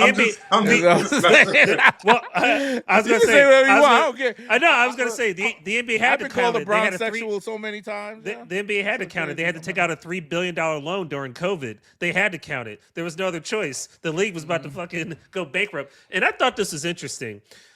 Yeah, even billionaire corporations, the new CBA, right? Even billionaire corporations live paycheck to paycheck. Ain't that crazy? They had to take out a loan when COVID was happening to keep the lights on because the fan base was gone. That's crazy. You can't even last a season without taking a loan, and you raking in billions of dollars, man. Well, the whole league is subsidized by, the stadiums and all that stuff, all the money. So if they're not playing games and have the corporate sponsorship that they need, they're not going to get the next deal. It's all a shell game. Yeah, exactly. It's the next payday. It's the next bargaining. It's the next deal with TNT or ESPN or Amazon, It's paycheck to paycheck, but on a whole, with different zeros. We'll see what happens, though. But he won't win another championship. I mean, we're not to see what happens. I don't wish ill I'm not wishing. I'm not wishing. I'm just telling you what's going to happen. He may get out the first round. I know that is more consistently happening for him out the first round. 5 games, right? I know that's half more, but I think he will have maybe out of the first round, but he's not smelling the chip again. Let me ask you something. They said that in 2018 too. You know how they always talk about Jordan's wizard years and how they were like his down years and it kind of like messed his legacy. Oh, he loves that. Well, no, in a way, he had no legacy left like after what LeBron that. James did when he went to LA. Like LeBron James going to LA. That doesn't make any sense. But guess what though? He also had 2 top 75 players on his team and missed the playoffs. When was this? When he had Russell Westbrook and Anthony Davis. 2 top 75 players on your team and you missed the playoffs. That matters. I agree. You give Jordan Jordan 2 top 75 players on that Wizards team, and I guarantee you he will win a finals. I don't think that's true. Guaranteed. I don't think that's true. They made it to the Western Conference Finals with that same team. Well, they traded Russ after a while, but player chemistry is very important stuff. You know anything about sports? If you don't have good chemistry, whether the players are good or bad. LeBron James makes his players better, though. I thought LeBron James. He do. Well, how come he didn't make Russell Westbrook into an all-star? Yeah. Well, Russ put up some decent. Russ was playing off the bench, and they had a terrible coach. I don't think that Darvin Ham was the best option. LeBron's the real coach. We all know this, bro. Darvin did not even know how to write up plays, so that's a fact. But look, Jordan did not play. Well, he played with the top-notch talent for his run. Jordan didn't win anything without Scottie Pippen. And Oh my God. And the mediocre talent that they played. Replace Scottie Pippen's name with whoever LeBron played with. Just name them Scottie Pippen and just put him on LeBron's team. Dog, you have to understand it's a team effort, and that those teams are very stacked. That Jordan had, very stacked. Okay. You know what I'm saying? Yeah, goggles man. Do we? He just, I don't know if he's just grinning heavy or like we lost him again. We lost him again. Oh, wow. Anyway, I'll just sum it up with a couple of words. Jordan didn't do shit without Scottie Pippen ever. He's quite accomplished, And Sean, you made a great point the other, like on that TikTok, and you responded back to people because, like, if Jordan is so great, right? And let's just say by year 5 or 6, he's doing all the things that he was doing. LeBron already carried a team that was, let's just say, there was similar makeup to that Jordan team, those Jordan teams in the early Bulls, right? But he was scoring out of control, won an MVP, all this shit, but he did not quite make it out of the first, second round of the playoffs. LeBron carried this team to a championship run against the Spurs, and then Jordan couldn't get his team past. Hold on. You talking about when they got swept? Again, he took them into a championship, and then Jordan couldn't beat the competition. When Boston was dominant, when Boston was dominant, when Detroit was dominant. He couldn't get past them at all. I remember LeBron beat Golden State. LeBron beat San Antonio. Losing. I remember when LeBron losing to the mighty Gilbert Arenas run Wizards. I remember those days. What are you talking about? What do you mean, what am I talking about? I remember those days. Okay. I mean, come on. That shit happened. Hold on real quick. He just said something. He just said finals 12 times. 10 times. He said Jordan couldn't get past. He said Jordan couldn't get past the Celtics and the Pistons. Here's the context, though. Jordan had no players. He went up against a team that had 4 Hall of Famers in the. Okay. And they was a coke ridden team. There was the Bulls. The Bulls was all coked up. Then They another had team nobody that on had there. another 4 Hall of Famers with. Yeah, hold on. But here. Yeah, so like I said, when he was losing in them playoff series, he was going up against Hall of Fame teams. He had nobody on his squad, no All-Stars, no nothing. I don't care what nobody says. He the In GOAT, order though. to win a championship, you need good players. Mm-hmm. But I can tell you this: once he molded Scottie Pippen into an All-Star, he won molded nothing him. but championships. Yes. Just like when Scottie Pippen was averaging like 7 points when he came in. Thank he did you. mold him. Wasn't he playing behind Charles He Oakley made and him some into of the them player he is. Yeah. But you know who LeBron was playing behind when he went to Miami? Dwayne Wade. You know who Jordan played behind? No one ever in his career. LeBron James was second fiddle. That was Dwayne Wade's team. For that to have happened and you be the GOAT, that's weird to me. How you the GOAT and you was on a team when you wasn't the man? Come on. Thank you. Fundamental. That's fundamental GOAT foundational shit. You got to be the alpha on your team. Yes. You got to be. Which is why. It's like, here's the thing, right? People always love lying on Jordan's legacy. They say things like, "Oh, he couldn't win in the playoffs." Yeah, he could. He went up against Hall of Fame teams. When he had one player, Hall of Fame teams in the Celtics are arguably probably the best team ever assembled. Yeah. When they had Bird, he didn't like Bird retired. Parrish, McHale. Yeah. Are you crazy, bro? Dennis Johnson, like, dog, are you tripping? He could not beat good competition. Are you serious? He never beat good competition. So 9 to 5. Here's my question. Always I pose. Here's Did he ever play any good competition? Okay. So 9 to 5. Here's my competition question. Every team he beat in the finals was a 60-win team. So in a weak ass league, come on, bro. You gotta come on. The biggest guy, he had an old ass Karl Malone and John Stockton. That was the best team he ever faced in the finals.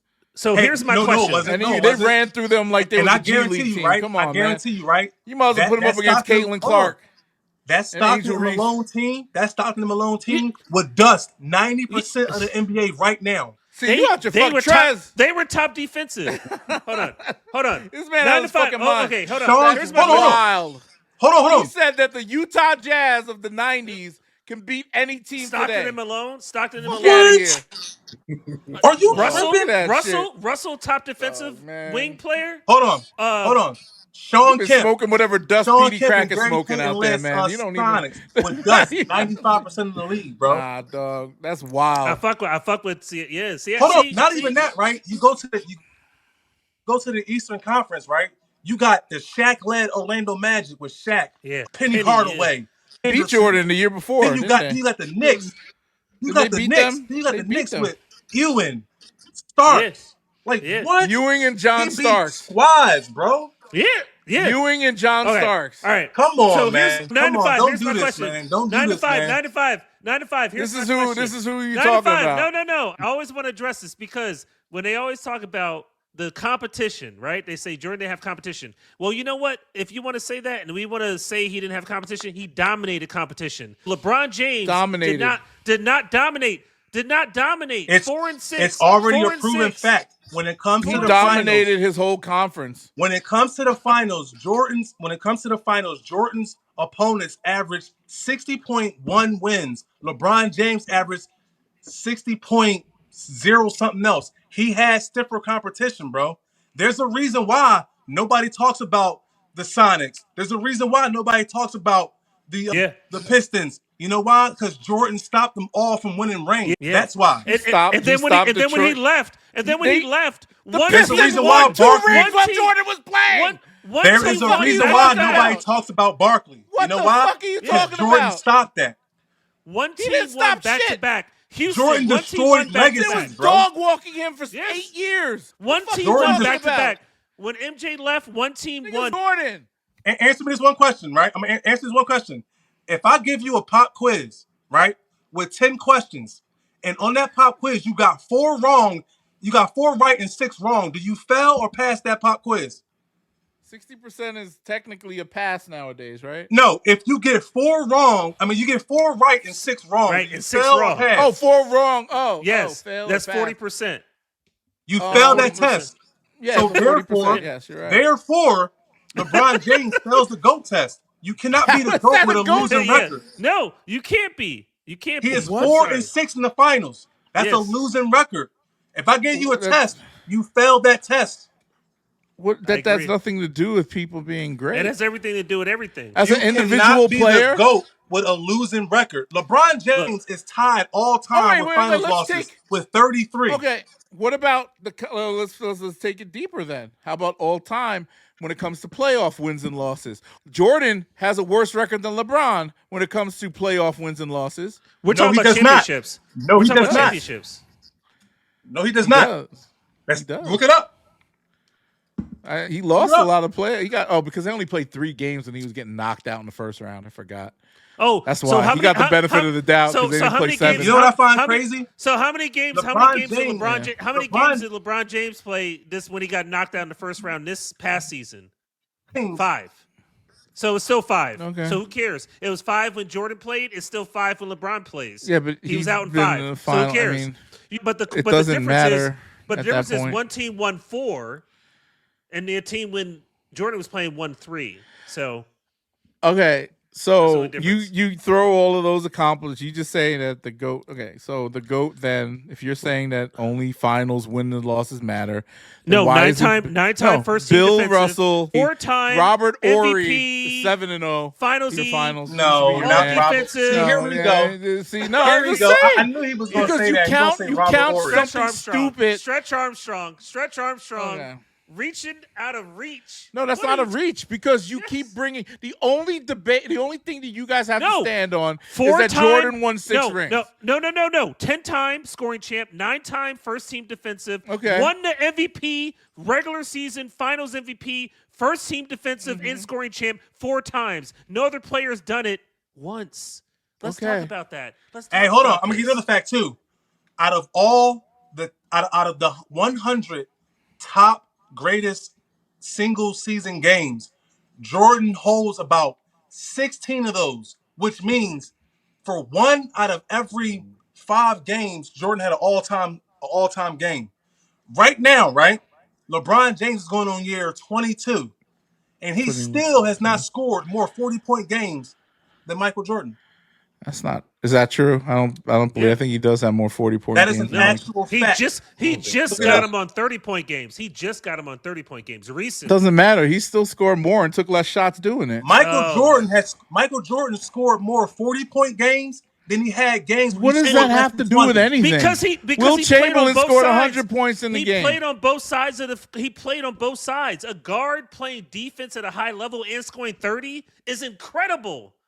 The bottom line is this, right? When your main defender is Craig Elo and fucking... I don't care who's out there. That's what matters. And then LeBron's as a small forward. It's a different position. If you know anything about sports... The bottom line is this. Pippen was a small forward, and he's a 9-time first team defensive. He was a small forward. LeBron James isn't even the best small forward of all time. Okay. Dog. He's not. You gotta, dog. Clip He's that. not. I'm saying clip that. Yeah. I'm gonna ask you a question. Right now. That's crazy. I do have. Hold on. I'm gonna ask you a question. 133. I got it. Yeah. I'm gonna ask you a question. I'm gonna ask you a question, right? Hold on. Listen. I'm gonna ask you a question. 5 seconds left on the game clock, right? Oh. 5 seconds left on the game clock, right? You got the ball. Who do you want the ball to be in? LeBron James or Larry Bird? I don't know. Oh. I think LeBron. LeBron has hit more game winners. I didn't see LeBron do it. I'm giving it to LeBron. I think LeBron do it. I think LeBron's ability to drive. If LeBron wants to just drive the basket, I feel like I would give that edge over Bird. But if it's a jump shot, I gotta go Bird. If it's a jump shot, but if it's an option, you can go either way. Then I'm gonna go. Larry Bird did the exact same thing LeBron James did in a shorter amount of time. He is a better shooter, a better passer, a better rebounder than LeBron James. Y'all's problem is Well, Luka's stats too. The athleticism to dominate. Yeah, he's an the athlete. best small forward of all time. He's an athlete. Luka's stats are very Bron-like. Luka's stats. Okay. His stats are arguably better than Jordan too. But see, there's a certain it factor. We can't talk about Jordan on. Whenever you saying that stupid it factor bullshit, because there is an it factor. There is an it factor. It adds to the provenance of a player, just like something adds to provenance. Here we go, right here. 2011. Okay, 2011. Yeah, you broke up. We lost you again. LeBron James got outscored. Got what, by Jason Terry or somebody? Like, outplayed. Well, he admits that LeBron. You can never be the GOAT. You cannot be the GOAT if Jason Terry outplays you in the finals. Sorry, you can't be the GOAT if he gets swept in the first round either. He does admit that he disappeared in the finals that year. I give him credit for that. He does admit, and I think as a GOAT to disappear in the finals, keyword disappear. That means that you weren't there, and that means that your GOAT status is revoked. Yo, see, this is how you on the court and you're not there. This is why they say they hold rank on, the fans. real quick. Jordan fans are the most toxic fans of any sport fan. Because y'all say any crazy shit to keep his legacy alive. You said he disappeared. You said LeBron. No, I'm just saying. No, you just said that revokes him from being in the GOAT conversation. Yes. It doesn't. Game 5. Game 5 of that finals game, right? You understand? The announcer said the key to LeBron James being successful is stopping Jason Terry. You're not the GOAT. Sorry. Sorry. And after that, hold on. We got that's a great soundbite. The key is LeBron. I never heard. Jason. I mean, maybe, but I don't think Go Jason look it Terry's. up, bro. I swear to God, on everything I love, I put that on my kids. Fine, and it's a great little soundbite. But at the end of the day, I might have to bring LeBron down a notch. I might have to bring down a notch because of that. That's right? Crazy. That's crazy. Yeah. There's certain things. Provenance. If somebody buys a gun from the Civil War, because that shit was in the Civil War, they're gonna pay $10,000. The same fucking gun that Gerald had, nobody gives a fuck. It's provenance. MJ had provenance on and off the court. Again, that doesn't. There's athletes that have it adds that what to you the say that it factor. It adds to the lore. Babe Ruth, the Big Bambino, right? Hank Aaron has more home runs than Babe Ruth. But they look at Babe Ruth as the big slugger. Okay, right? But these are because it's a different way. But he did not win as much as the next man. You guys are Joe counting. DiMaggio won the most than anybody. Dog, I'll never discredit the fact that the Chicago Bulls. You just came back in because you probably didn't hear everything I'm saying.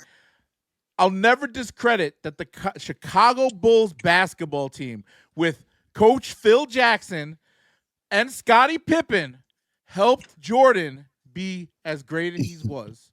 Because he could not do what he did anywhere else in the league. And it's proven. Before Phil Jackson came to Chicago Bulls, he was a nobody. Nobody knew he coached high school basketball. Yes. Jordan made Phil. So context matters, bro. It matters, man. And you know what? 9 to 5 also. The other thing was Dean Smith, the great Dean Smith, didn't have a championship before Jordan. There's a lot of times that people try to You mean before James Worthy and Jordan? No. But somehow, some way, James Worthy was the alpha on that team. But somehow, some way, Jordan is a constant. Jordan hit the shot to win that championship in the last second, to end that game, to get Dean Smith his first championship. That happened. Somehow, some way, Jordan is the constant for 6-0, for 1-0 in the NCAA so was Pippen finals. And Phil Jackson. But Pippen wasn't there in college. The fuck are you talking? I'm talking about the NBA, not college. Okay, but Dean Smith. Where you bring up bullshit. But Dean Smith. Okay, would you say bullshit. Dean Smith is What's the common denominator win? St. Mary, St. Vincent kept winning national state titles an all-time. Is Dean Smith an all-time great? Is Dean Smith an all-time great? Nobody gives a fuck about that stuff. It was LeBron though, but nobody gives a fuck. Is Dean Smith an all-time great? Nobody gives. I'm talking about NBA. Is he? Okay, NBA. Is Phil Jackson an all-time NBA coach? Yes. Of course. He didn't win shit before Jordan. Chicago was his first coaching gig. And he didn't win shit before Jordan. Imagine winning 6 rings with your first fucking coaching gig. Come on. Jordan never won shit without Phil Jackson either. I will say, to Sean's point earlier, I think the biggest issue with LeBron, and don't kill me, H, but LeBron doesn't really have like the moments like that. So as he was comparing Hank Aaron's and Babe Ruth, it's like LeBron got the most buzzer beaters, but it's like how you remember the buzzer beater. It's like because he made it look regular. He made it look regular.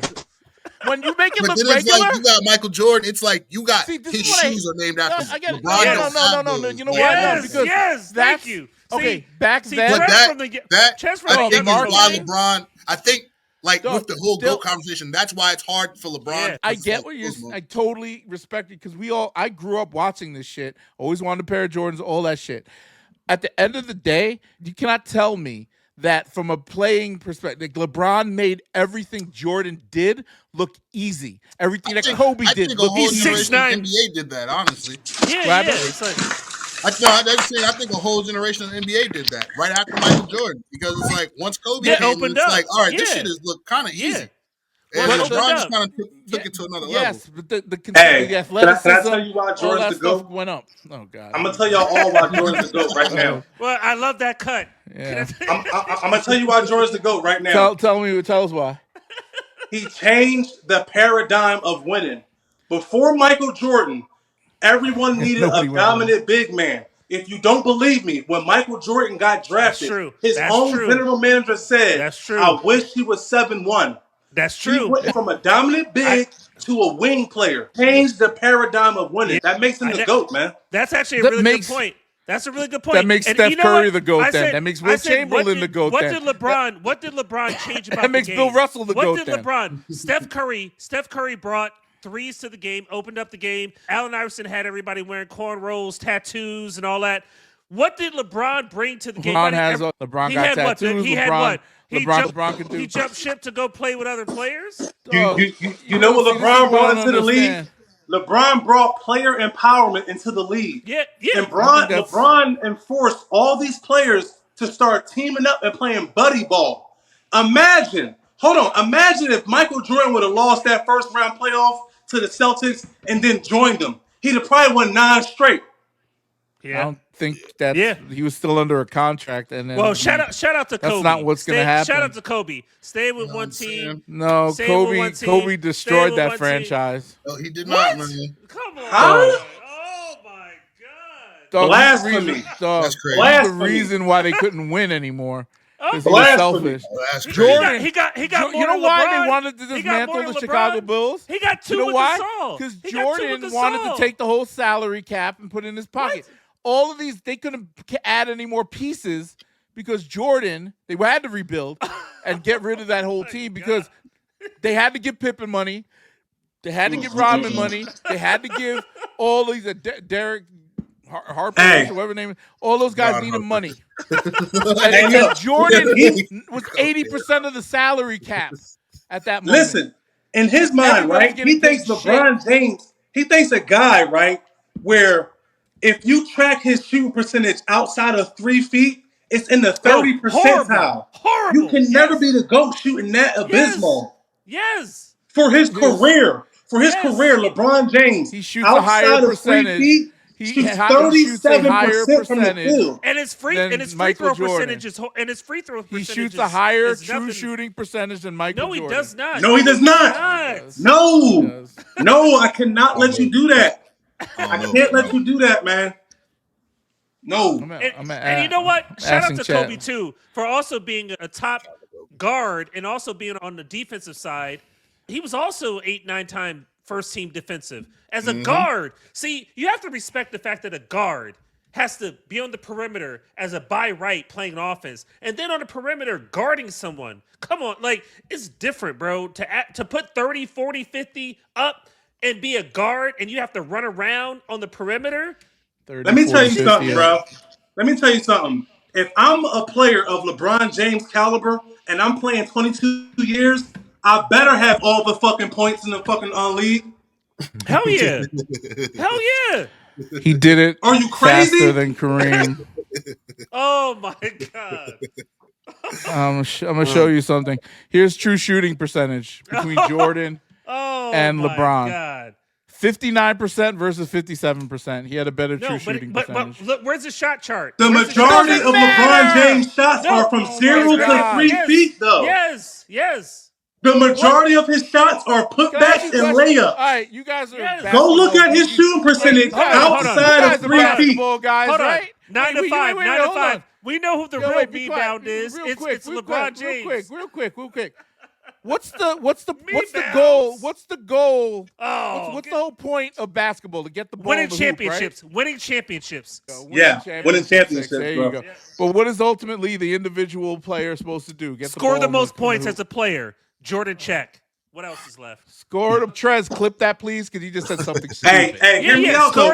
All I'm saying is 30 this. points a game. All I'm saying is this. Score the most points, LeBron James.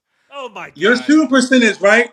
That's It's misconstrued. It's missing context. Go look up What LeBron context? James' shooting percentage outside of 3 feet. Yes. It's in the 30 percentile. Yes. Look that up. I'll look it up at 3.5 feet or 2.5 feet or 6.5 feet. Yeah. I don't give a fuck because his true shooting percentage is 59%. No. Okay, so hold on. So if that's the case, then right? If that's the case, then DeAndre's the GOAT, right? Yes. Okay. Yes. Thank you. Okay? That's what I mean. Yes. A smart player hits the shot he knows. If that's the case, then right? Yeah. DeAndre Jordan is the You know what GOAT. makes me sick about y'all? You know what makes me sick about y'all? Look at see Jordan do the switching the hand layup. Hugh, and I've been Hugh, saying, little Hugh. niggas in AAU do that shit every night in AAU. What? Hugh. Hey, what's that center's name? DeAndre what? Free throw line. Little Bronny 9 to James 5. 9 to 5. free throw line in Hugh, the game. Look the up. other day. Look up Shaq's Fuck out of here. percentage. All of look this up Shaq. nostalgia. No, look all up the Shaq. nostalgia. No, all look the up nostalgia. Shaq's. No, Look stop up looking up Shaq's. Shaq. No. Hey, he getting mad because we know he's right. No. You're not right. He getting mad because he know we right. It just frustrates me that the notion of nostalgia. I know it's frustrating hearing the truth, bro. I know it is. Sitting there at Christmas time, opening up a pair of Jordans and watching "Do the Right Thing" and all this shit when niggas is wearing his jersey. Don't nobody want them ugly ass bronze. Dog, you guys them bronze ugly as shit. Pretend that's all that matters. The last shot. You got put. Hey, I ain't never heard nobody in the hood. Hey, I ain't never heard nobody in the hood dying over no LeBron James. Look at that caption. The last shot. Cares about that shit. He's still signing the last shot. Oh my God. Whatever. It just frustrates me that I sit here and have these conversations. Sean, one of my best friends, and he's just delusional about this. No. He will pull stats out of his ass. He was trying to explain. He said to me that Boobie Gibson carried LeBron to that 2007 finals. Yes. He carried. Hey, I got a question for you. Who has the most turnovers all time? LeBron James, probably, right? Because he played. You cannot be the GOAT. No. There's two different How things. How are you the GOAT with the most? The most turnovers, and he has the most missed shots. Wait, who has the record for the highest turnover percentage? I don't know. What I know is this: LeBron James has the most missed shots and the most turnovers all time. This is what kills me about you. Y'all talking about Jordan averaged higher than LeBron, but then when you say like LeBron scored more points. All of a sudden, no. The average means more. So you know what? He played 40 years. Doesn't have the highest. But nobody. LeBron. He played 40 years. Yeah, we got to take out the points because nobody was saying Kareem Abdul-Jabbar like they say was the GOAT as the GOAT. So the points is irrelevant. LeBron could have 100,000. That's how you know. That's how you know Bron-sexuals' only arguments are stats. Because if stats matter, then right for the longest time. Karl Malone and Kareem were the GOATs because they were the top two scorers. This is how you prove that LeBron-sexuals don't care about actual basketball. All they care about is stats. If I play 25 fucking years, I better be leading the league in something. Let's talk to Vince Carter. about that. Look, a losing record in the finals. It be 50%. Vince Carter played 22 seasons and did nothing that LeBron did. Be 5-5. Don't be 4-6. Don't be 4. Be 5-5. You know Yo, what? look, if LeBron was 5-5, you know what? I might put him up another. I might move. But I'm never gonna deny the fact that Jordan 4-6. won a bunch of things. But and then, right, here's what really pisses me off about LeBron James. It's been 2 times in his era where he pulled 2 of the most shiestiest moves in NBA history. First off, right, in order to get Anthony Davis, they pulled a heist. The general manager did not want to trade Anthony Davis. So what do? They fire general manager and then insert LeBron James, old general manager. And it just so happened the trade goes through. Then again with the Mavericks, he gets Luka Doncic overnight, and just so happened the Mavericks get the #1 overall pick. The same way that's LeBron did. LeBron James is a bitch.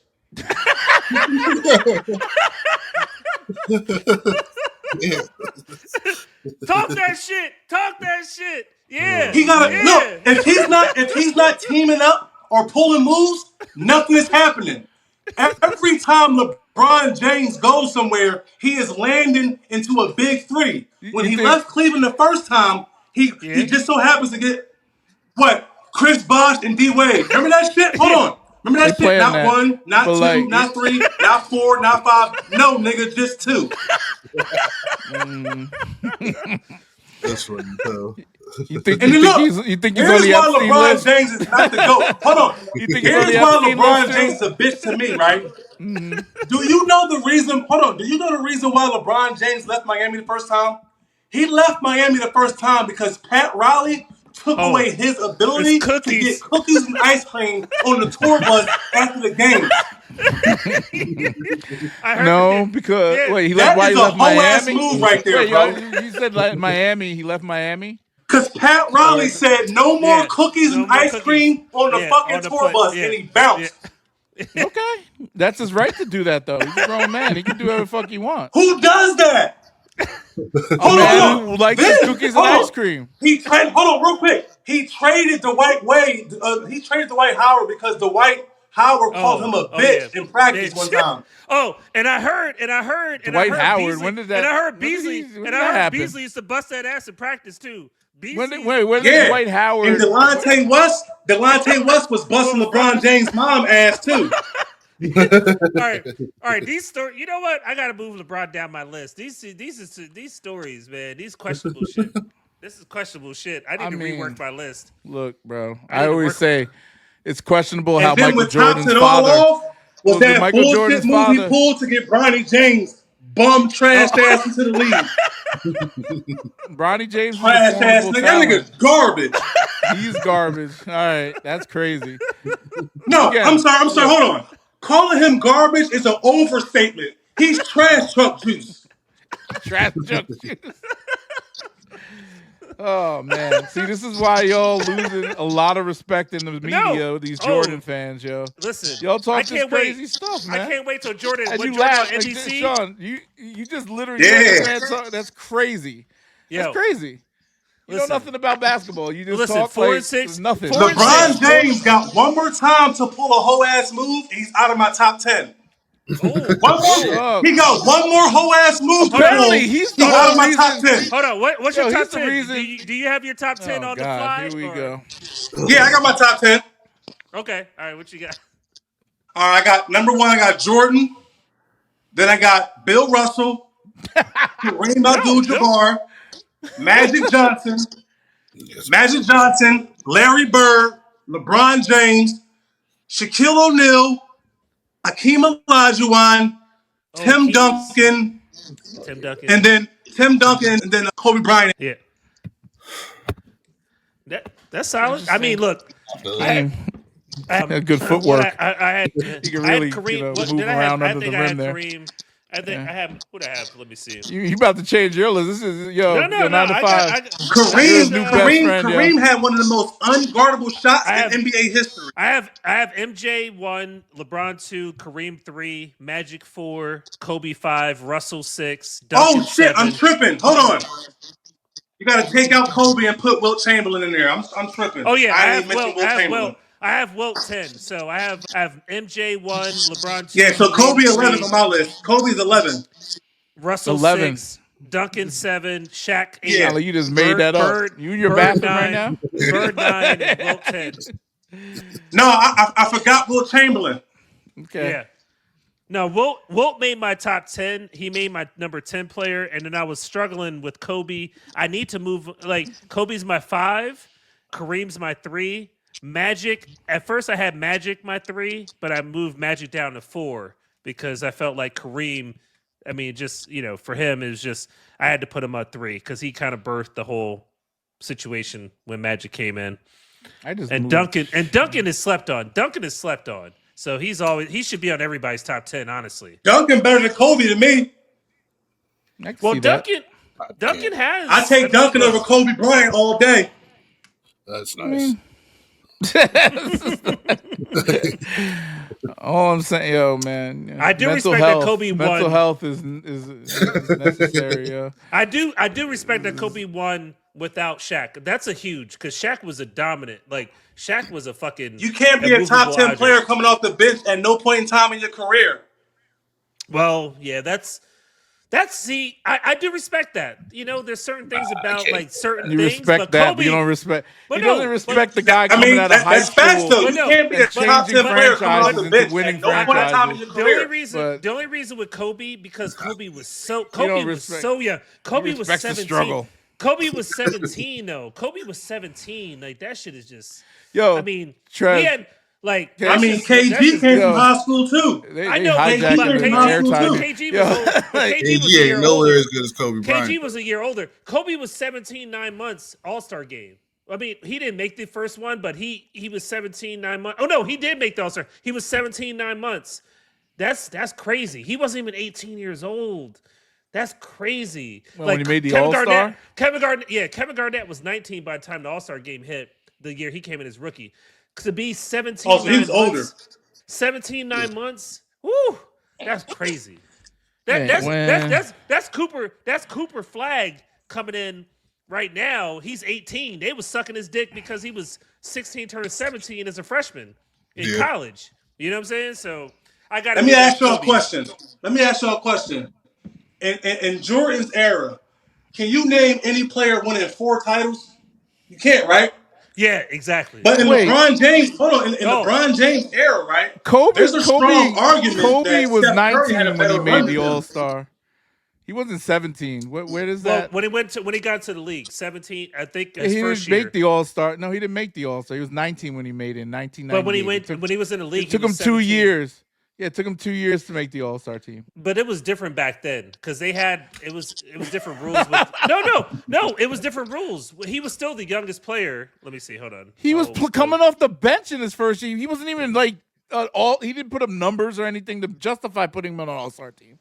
He was 17 years make old. This shit up. This is what I'm talking about. Okay. On top of that, right? Come to these things that make shit up. Hugh, he was 17 years old when he was fucking drafted. Are you crazy? Well, LeBron was 18. It was like an All-Star rookie game or something. Kobe Bryant's first 3 rings, he wasn't the alpha on his team. To be at any NBA level, so they don't weigh as much. Shaq was the alpha. Shaq was the one winning MVPs. Shaq was the one dominating. Kobe was a sidekick for those 3 rings. This is why it was important. The third ring, he was kind of on par. The first 2, because 2000 Shaq was like Wilt. 2000, 2001, he was out of control. Yeah, he was out of there. Yeah. So that's why it was very important for Kobe Bryant to get those 2 rings without Shaq, which is why he pushed Shaq out of the LA because he knew his legacy was going to always be in Shaq's shadow. Yeah. Fine. I don't. Well, you know what I like. Bron wasn't trying to push people away. And here's one more thing too about Kobe. You can't be in my top 10. You gotta be more efficient. He shot low 40% for his career. Hugh, you say that. Yeah, Hugh says that his shooting percentage. Yeah, he's too inefficient. Ball hog, bro. Yeah, that's same thing with AI. Bigger ball hog than Jordan. AI was great, but guess what? AI shot 40% from the field. There are certain seasons, right, where Steph Curry will shoot 44% from 3. Yeah. So it's like you too inefficient. No, I mean I think with Kobe and he modeled his game so close to MJ as far as his movements, his whole way of how he went about things. He had that dog level in him that was the highest level, much more than LeBron. Because when LeBron won that bronze, and they had to bring a Type A in, and they brought Kobe in there. That wasn't his fault. I read a book one time, right? There was a player that used to play for the Lakers during the first three-peat, and he said that one of the reasons why Shaq and Kobe started beefing is because Shaq would always make jokes in practice about Kobe Bryant pretending to be Jordan. He would always say like, "Hey, look at baby Jordan over there," trying to say that Kobe would try to act like Jordan around his peers. You see what I mean? Well, you know what? What I told Hugh, who's a big LeBron fan, was he just found this out is that when LeBron went to Miami and he wanted to wear 23, he realized 23 was retired in Miami. He didn't know that. And I said he really wanted to wear Jordan's number, but he couldn't because that shit was retired. Because Pat Riley knew better. Even though LeBron James, they need to retire 23 across the league. You know why they won't do it? Because they make so much money from motherfuckers wanting to wear 23. That number is so important that they won't ever retire that across the league. Let me tell you something. When I heard that bitch ass motherfucker open his mouth and say, winning that last ring made him the greatest player ever, that's when I said, you know what? Fuck this dude. I'm done with Bron. Because I'm telling you something. When you are good at something, you tell everybody. When you're great, they will tell you. Yeah. I think a lot of people tell LeBron he's great, except for y'all. And he's arguably the GOAT because of that, beating the best team ever. He didn't know. He didn't know. The best team ever. That wasn't the best team ever, man. The best team ever. That 2017, 2018 Warriors team, that probably was the best team I ever seen in my life. 2000 who? 2017, 2018 Golden State Warriors was probably the best team I've ever seen assembled. You got Draymond Green, Kevin Durant, Steph Curry, Klay Thompson on the same squad. And that's insane. That's insane, bro. Did Steph win unanimous that year? Unanimous MVP? Was that the year he won unanimous MVP? Yeah, it was. It was. No, it was the year that Bron beat them. He won back-to-back MVPs. Yeah, that's what we said. No, it was 2016 he won. He averaged 30 points and something. That was 2016. First he says, like, the year that Bron beat them. First, LeBron James says that ring made him the greatest player ever. And then he gets on a podcast 7 years later and says he don't understand why everybody's talking about ring culture. Bitch, you started the fucking ring culture, you hoe-ass nigga. What is you talking about? He didn't start the ring culture. Who did? No, that's the media. What? I mean, come on. Hey, every athlete is trying to chat. Come on. Every athlete. Come on, my guy. But no, he's trying to end chasing rings. How can you say he didn't start the ring culture when he went to Miami, he had a press conference. He said, not one, not two, not three. Okay. He did that. Every player can talk. Jalen, what's his name? Jalen, not Green. Is they going to Celtics? Oh. Jalen Brown, yeah. He said the same thing. They're going to win like 8. He said they're going to win 8 championships with the Celtics. He was in front of Taylor Rooks, though. He was just he just talking, you know. Look, is that any different? Like, this is the problem again.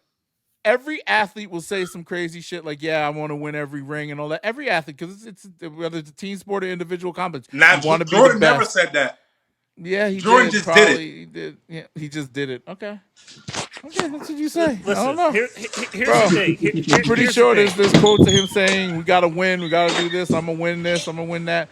Some people are different in the way they articulate themselves doing it. I do know the quote. I do know the quote where he said he was going to give Scottie Pippen the car when he won Finals MVP because he wanted to get some credit for helping out the team. So that was an MJ. That was MJ. MJ needs to give Scottie Pippen a fucking buy him a skyscraper or jet or something because he's the only reason why that nigga. Scottie Pippen's name rings bells because only of nigga. No. Yes, it's the opposite. Wow. Jordan did nothing. Hold on. So people knew nothing. about Scottie Pippen before Jordan. Nothing. Hold on. Hey, People I'm knew gonna give you about a Scottie prime Pippen. example of context. One of Jordan's championships, he passed the ball to Paxson, and everybody says, "Oh well, if Jordan was the GOAT, he would have took the last shot." Context matters. There's a reason why Paxson was wide open. You know why? Yes. Because the last He's 15 fucking points was scored by Michael Jordan. Yeah. But you argue that Sean will argue that against what's his name? See, LeBron, these other guys you when can Kyrie lie took the to. shot. I watched Jordan play. No, I watched Jordan play. we literally have a conversation about this the other day where we was talking about it again. Kyrie taking that shot that got the game. Is that when Kyrie had 35? I mean, come Yep. on. Okay, but LeBron is the one that closed the gap, Kyrie made the had defensive 30 play. plus. Okay, How? How Again. did LeBron close the gap? Now you're lying. in that game? He didn't close shit. LeBron James didn't score a single point in that last 6 minutes. Don't do that. Nobody scored a point in that last 6 minutes. Don't do that. Nobody scored a point. Except for Kyrie. Yeah. Except for Kyrie. Right. Kyrie saved his career. Ray Allen saved his career. Ray Allen definitely. John Paxson saved his career. Oh. Scottie Pippen saved his career. No, he didn't, bro. You can't do that. Wasn't that the fifth championship? Wasn't that the fifth championship for Jordan? Without those Jordan won 3 championships, right? Took 2 full years off and won 3 more. Who the fuck can do that? He needed rest, yo. He gave up on the game and hurt the fans because he needed rest. Do you hear this, dude? It's true. Do you hear this, dude? That's facts. He gave up on the game. He wanted to go play baseball. Man. He had some gambling debts he needs to run from. This is what I deal with. This is what that. And you guys get mad at LeBron for sitting out a regular season game. While Jordan, that's a bitch ass move. Hold on, with the cramps, you got people paying. You got people paying $500-$600 fucking for a ticket, and your whole ass is resting. Yeah, you play. Jordan took 2 years off, and y'all supposed to have so much technology, right? All this medical field shit. The players got so much more. Eating the best food, got nutritionists. When the last time LeBron played 82? When the last Only time? one time in his whole fucking career. 2018. Michael Jordan played 82 games 11 times. Yes. Stop playing with me, man. He'd be healthier if he chilled out sometimes. But and guess what? He was a dog. He was a dog on offense and defense. He took off 3 years. Right. And he came back and won 3 chips in a row. No. I recall after the second break, he came back and did nothing. And he took off 3 years the second time. He ruined the franchise when he came back the second time. He made Wizards relevant. That's real. He made them relevant. They didn't win though. He could remember when LeBron James that winning won mentality that first didn't follow him. He talked about the 52-year drought. Well, guess what? Prior to Michael Jordan, Chicago ain't win shit. No. Nothing. They ain't win shit until there's the reason why Chicago is looked at the way it's looked at. It's because of Jordan. There's a reason why people look at Scottie. There's a reason why people look at Charles Barkley, Sean Kemp, Gary Payton, Karl Malone, John Stockton the way they do because Michael Jordan destroyed their legacies. Yes. He ended it. Who legacy did LeBron James still? No one. Akeem won 2 in a row when Jordan left. And then what happened to Houston? Ghost. Where were they at? Ghost. Not nowhere to be found. The Knicks could never. The fucking Orlando Magic could never make it to the finals. He went until KD, Jordan left. Melo. He hurt KD's legacy. Melo. He hurt. He hurt. How he hurt? How? KD got 2 rings over him. Yes. KD had to go to the best team ever assembled. He pulled LeBron James. And he had LeBron James. He did. You're telling me. So they had to create a super. He pulled LeBron James. You can't do that, right? LeBron did not go to a stacked team. I agree. You can't fault Kevin Durant and then not fault LeBron James. Miami was not stacked. When he Are you fucking serious right now? What? Who was there when Bosh? Hold on. Bosh and LeBron signed the same year. What? Yeah, Bosh. You had Dwayne Wade, Chris Bosh, LeBron James, Mike Miller, before he got fucking there. Ray Mike Allen. Miller was a shooter. Yeah, Ray Allen. Come on. Golden State was this already dude stacked. really said the They Miami had 3 Heat was All-Stars. LeBron brought Chris Bosh and a bunch of other people over there. I know. Talking about. It was a He team always up. does that because he's a hoe ass nigga. He can't win the normal way. Like KD. like Jordan. Show me a ring that LeBron James got without recruiting a player. Yeah. Thank you. What are you talking about? Yeah, you say by himself. It doesn't matter. When did he do it? It does matter. Oh my God. I'm not gonna. Can you imagine, bro? Can you imagine if Michael Jordan, Larry Bird, and Isaiah Thomas all in the same squad? Woo! Oh, game over. Come on, man. You think? Maybe? I don't know. Maybe. Can you imagine? Hold on. Can you imagine Michael Jordan on the same squad with Shaquille O'Neal? Come on now. Bro, they won 7 titles in a row. They would win 7 in a row. Yes. Shaquille O'Neal and Michael Jordan would win 7 titles in a row. That's wild. Okay, who's got a 3-piece since Kobe? Who's got a 3-piece since Kobe? Who? There's way more parity in the league, bro. And you had 3 dynasties. When Kobe Miami, stopped doing it, Golden when State, Kobe stopped doing it, the Miami, ended. Golden State, and then you had like Golden State was organic though. Golden State was organic. How many 3-peats LeBron got? None that I know of. Okay, how many 3-peats Kobe got? What does that have? How many 3-peats Jordan got? There's players that got 3-peats. And you know who don't got 3-peats? The one you call your GOAT. Come on, bro. So again, if that's all that matters. He's the GOAT of losing. If that's all that matters, if that's all that matters, then Bill Russell should be your guy, and that's all we have to say. Literally, Kobe had a 3-year run that is LeBron James's run in his finals career. That's so crazy. did Shaq. And no, Shaq I'm saying, yeah. won. And they had, which is why I said Shaq. Shaq and Jordan on the same squad would have won 7 titles in a row. Are you sure? Easy. I'm positive. A prime Shaq and a prime Jordan. Every big that's played with Jordan was not. Are you telling me, sir, that a prime Michael Jordan and a prime Shaquille O'Neal wouldn't win 7 titles in a row? So Hugh, you said every big. What you talking? Bill Cartwright, Luke Longley, Dave Whittington? Those are the bigs you're trying to bring up? Come on, bro. Those are the players that people try to say was a bomb squad. Tony Kukoc and Luke fucking Longley. Are you kidding me? Tony Kukoc was really good. Yo, stop it, man. Right now, stop this shit. Hold on. Stop this shit, man. Hold on. 9 to 5. Let's not forget about Bill Whittington. we got to give him his props. Okay. Look, guys, you the ones that are just giving us all types of content to make y'all look foolish because a lot of the things to make who look foolish. Yo. All right. So a big man was necessary after Jordan, correct? What did you say? Big man was. I think a big man's necessary before Jordan. You need somebody to guard. Before Jordan. So before you Jordan, you need to have a center. And then after Jordan, you didn't need a center anymore, correct? Hey, check it out though, right?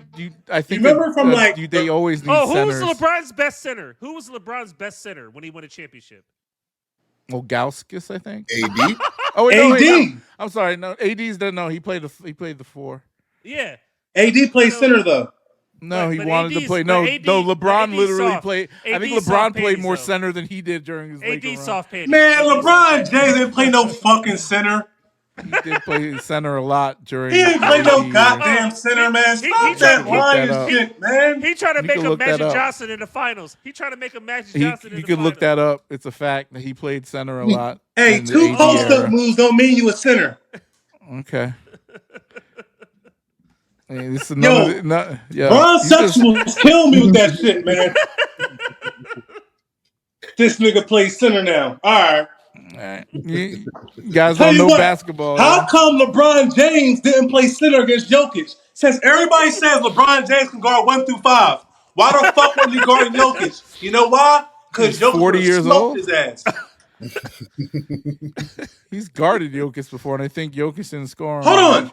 Did Jokic sweep him? Oh, They swept yeah, them, right? Yeah. In the Western Brought the Conference whole Finals. fucking broom out. Belt to LeBron's been ass. swept. LeBron's been swept a few times, quite a few times. LeBron James has the most sweeps in the finals of all time. All time. Oh, I didn't know that one. Ooh. Yeah. That's a Yeah. 2 times they got swept. Because that's the most all time. So when does it get bad? At 4 times? When does it get horrible? Did At you 5 see the times? teams that they played? It don't matter. Even AI, even Allen Iverson got one game against the Lakers. And even AI got one game. And they only lost one game that whole entire run. LeBron got one game on Golden State. They went 15. They went when they had 15, 16-1 that series. 16-1 that exactly. run. Even little ass AI. AI had Aaron McKee and Eric Snow. And that was a bum ass team. If you talk about bringing a team to the finals, you talk about dragging a team on your back. That's what AI on the team. Here, my back. At 5'11".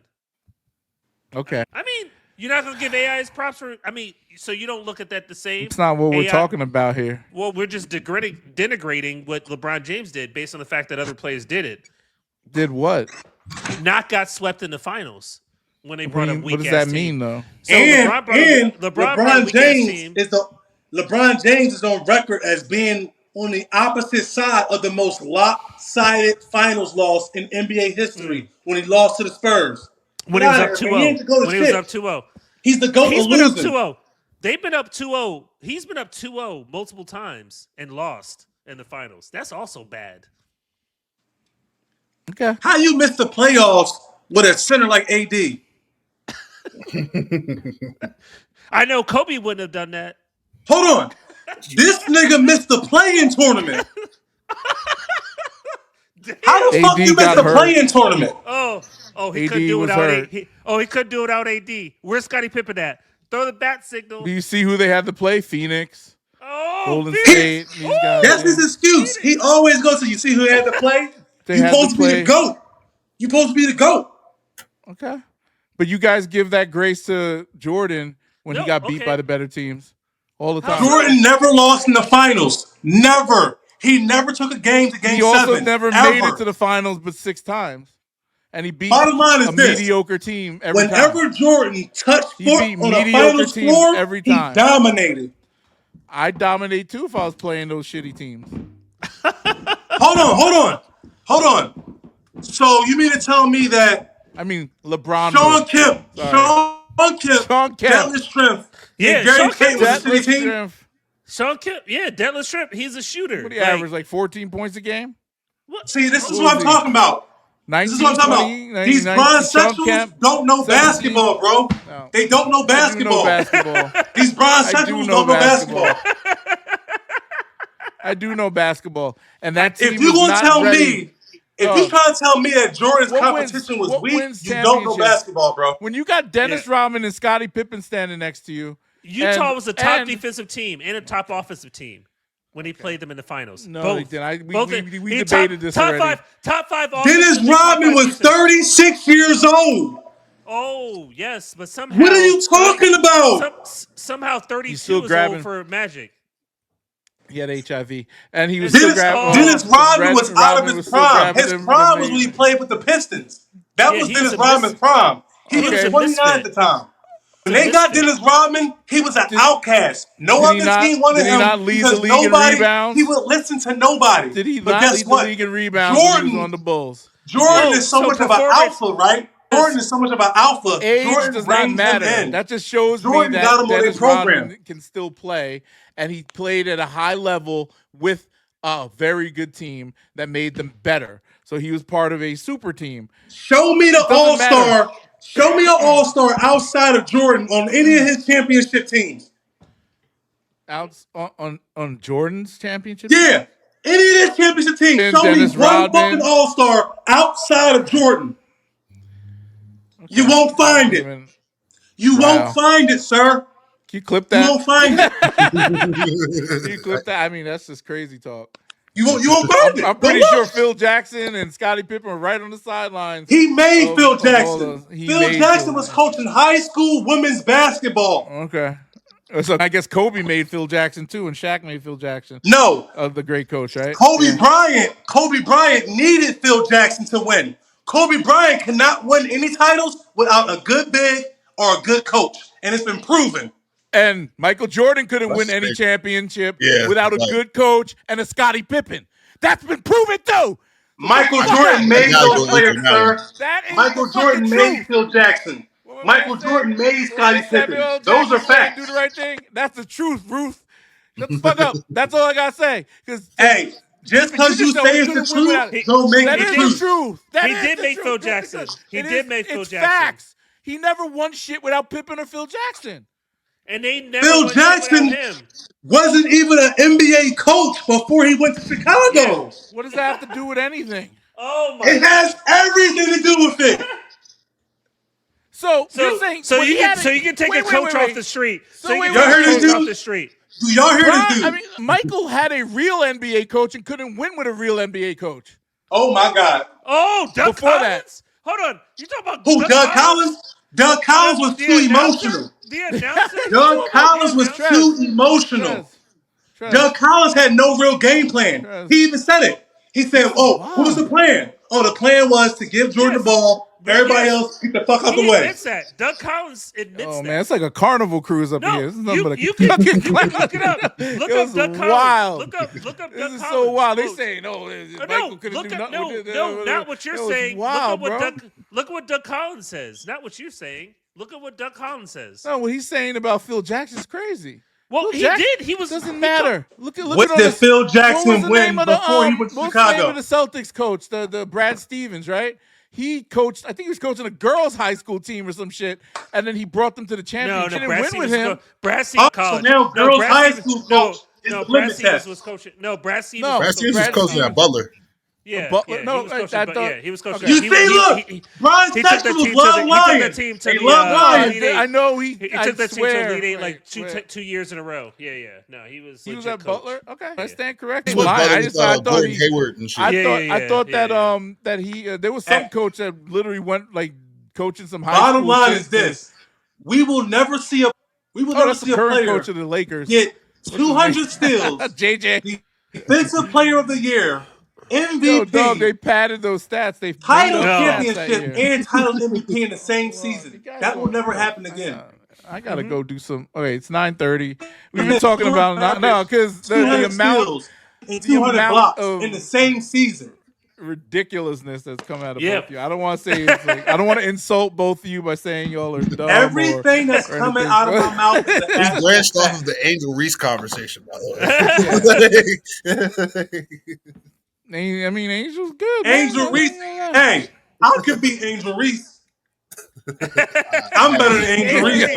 Angel Reese. I mean, I've never. Look. Angel Reese does nothing. Yeah, she tried to do some content. What is she good at? Yeah.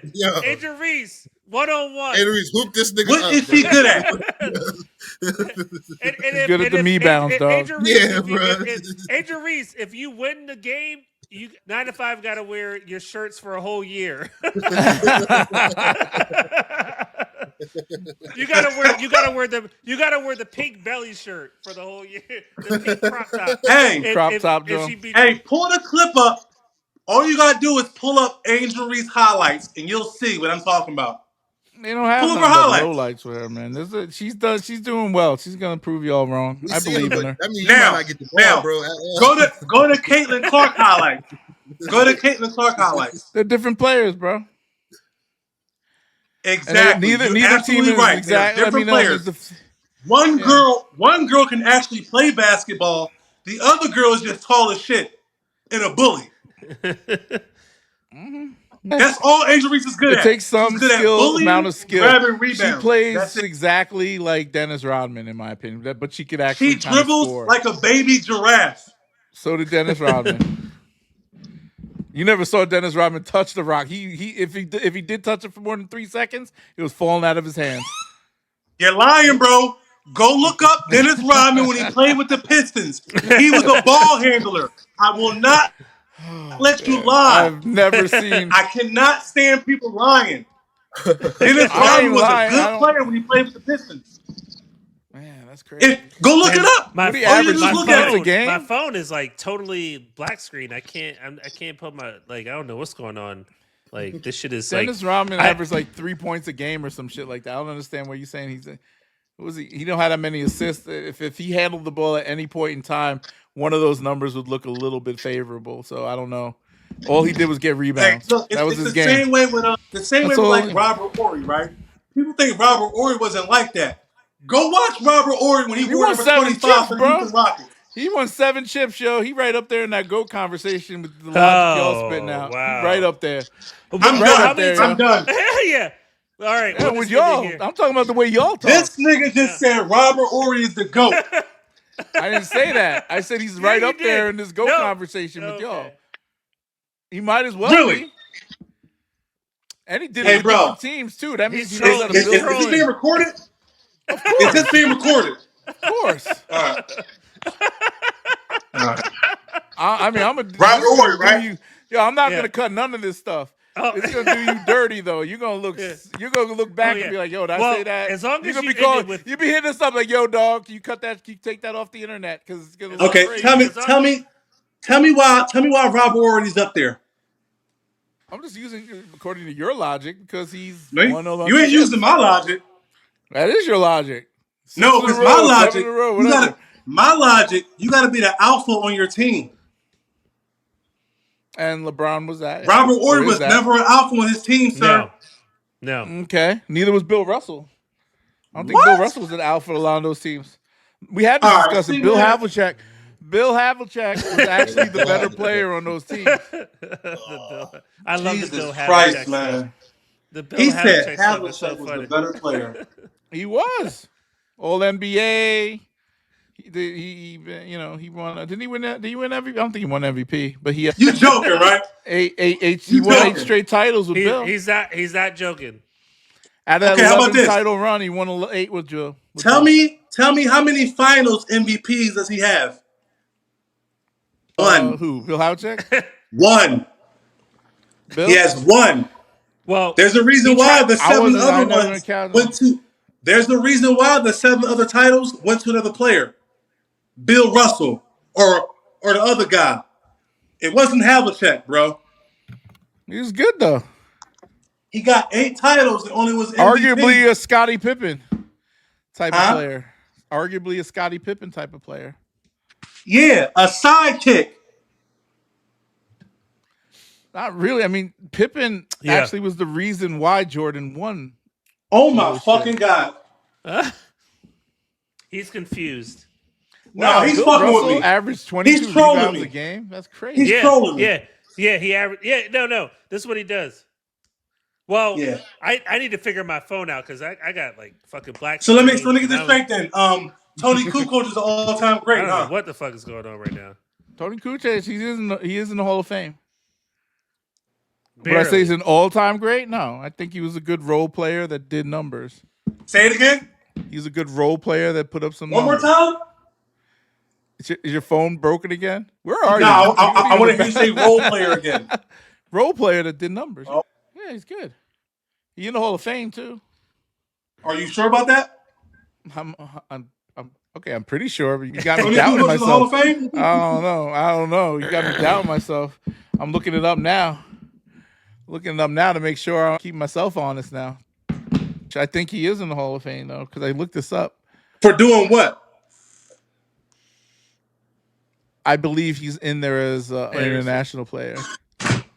Yeah. Oh, that's like the it's like the little charity award thing. Mm-hmm. Well, in closing, because I've got to run, but the fact of the matter is, MJ never lost in the finals. MJ did things that LeBron still hasn't done in his career of 2,900 seasons. What have you won, Chips? And MJ also played on both sides of the court as a guard. That alone, he's in the Hall of Fame. That alone gives him an edge against LeBron, given all the stats, all the accolades, all the things that he was top-notch defensive and offensive. They padded his stats. Well, I don't care. Add 500 more steals, and let's divide it by the games, and then maybe he'll get 0.03 extra steals. Fine. But You you let talking that about slide. padding stats. How about this? How about last year? Here LeBron we go. James, even though he was hurt, he refused to come out of games. You know why? Because he wanted his record of going the longest and scoring 10 plus points a game. That's Pat Staten. Yeah. LeBron is a That's- bitch, bro. I hate that motherfucker, man.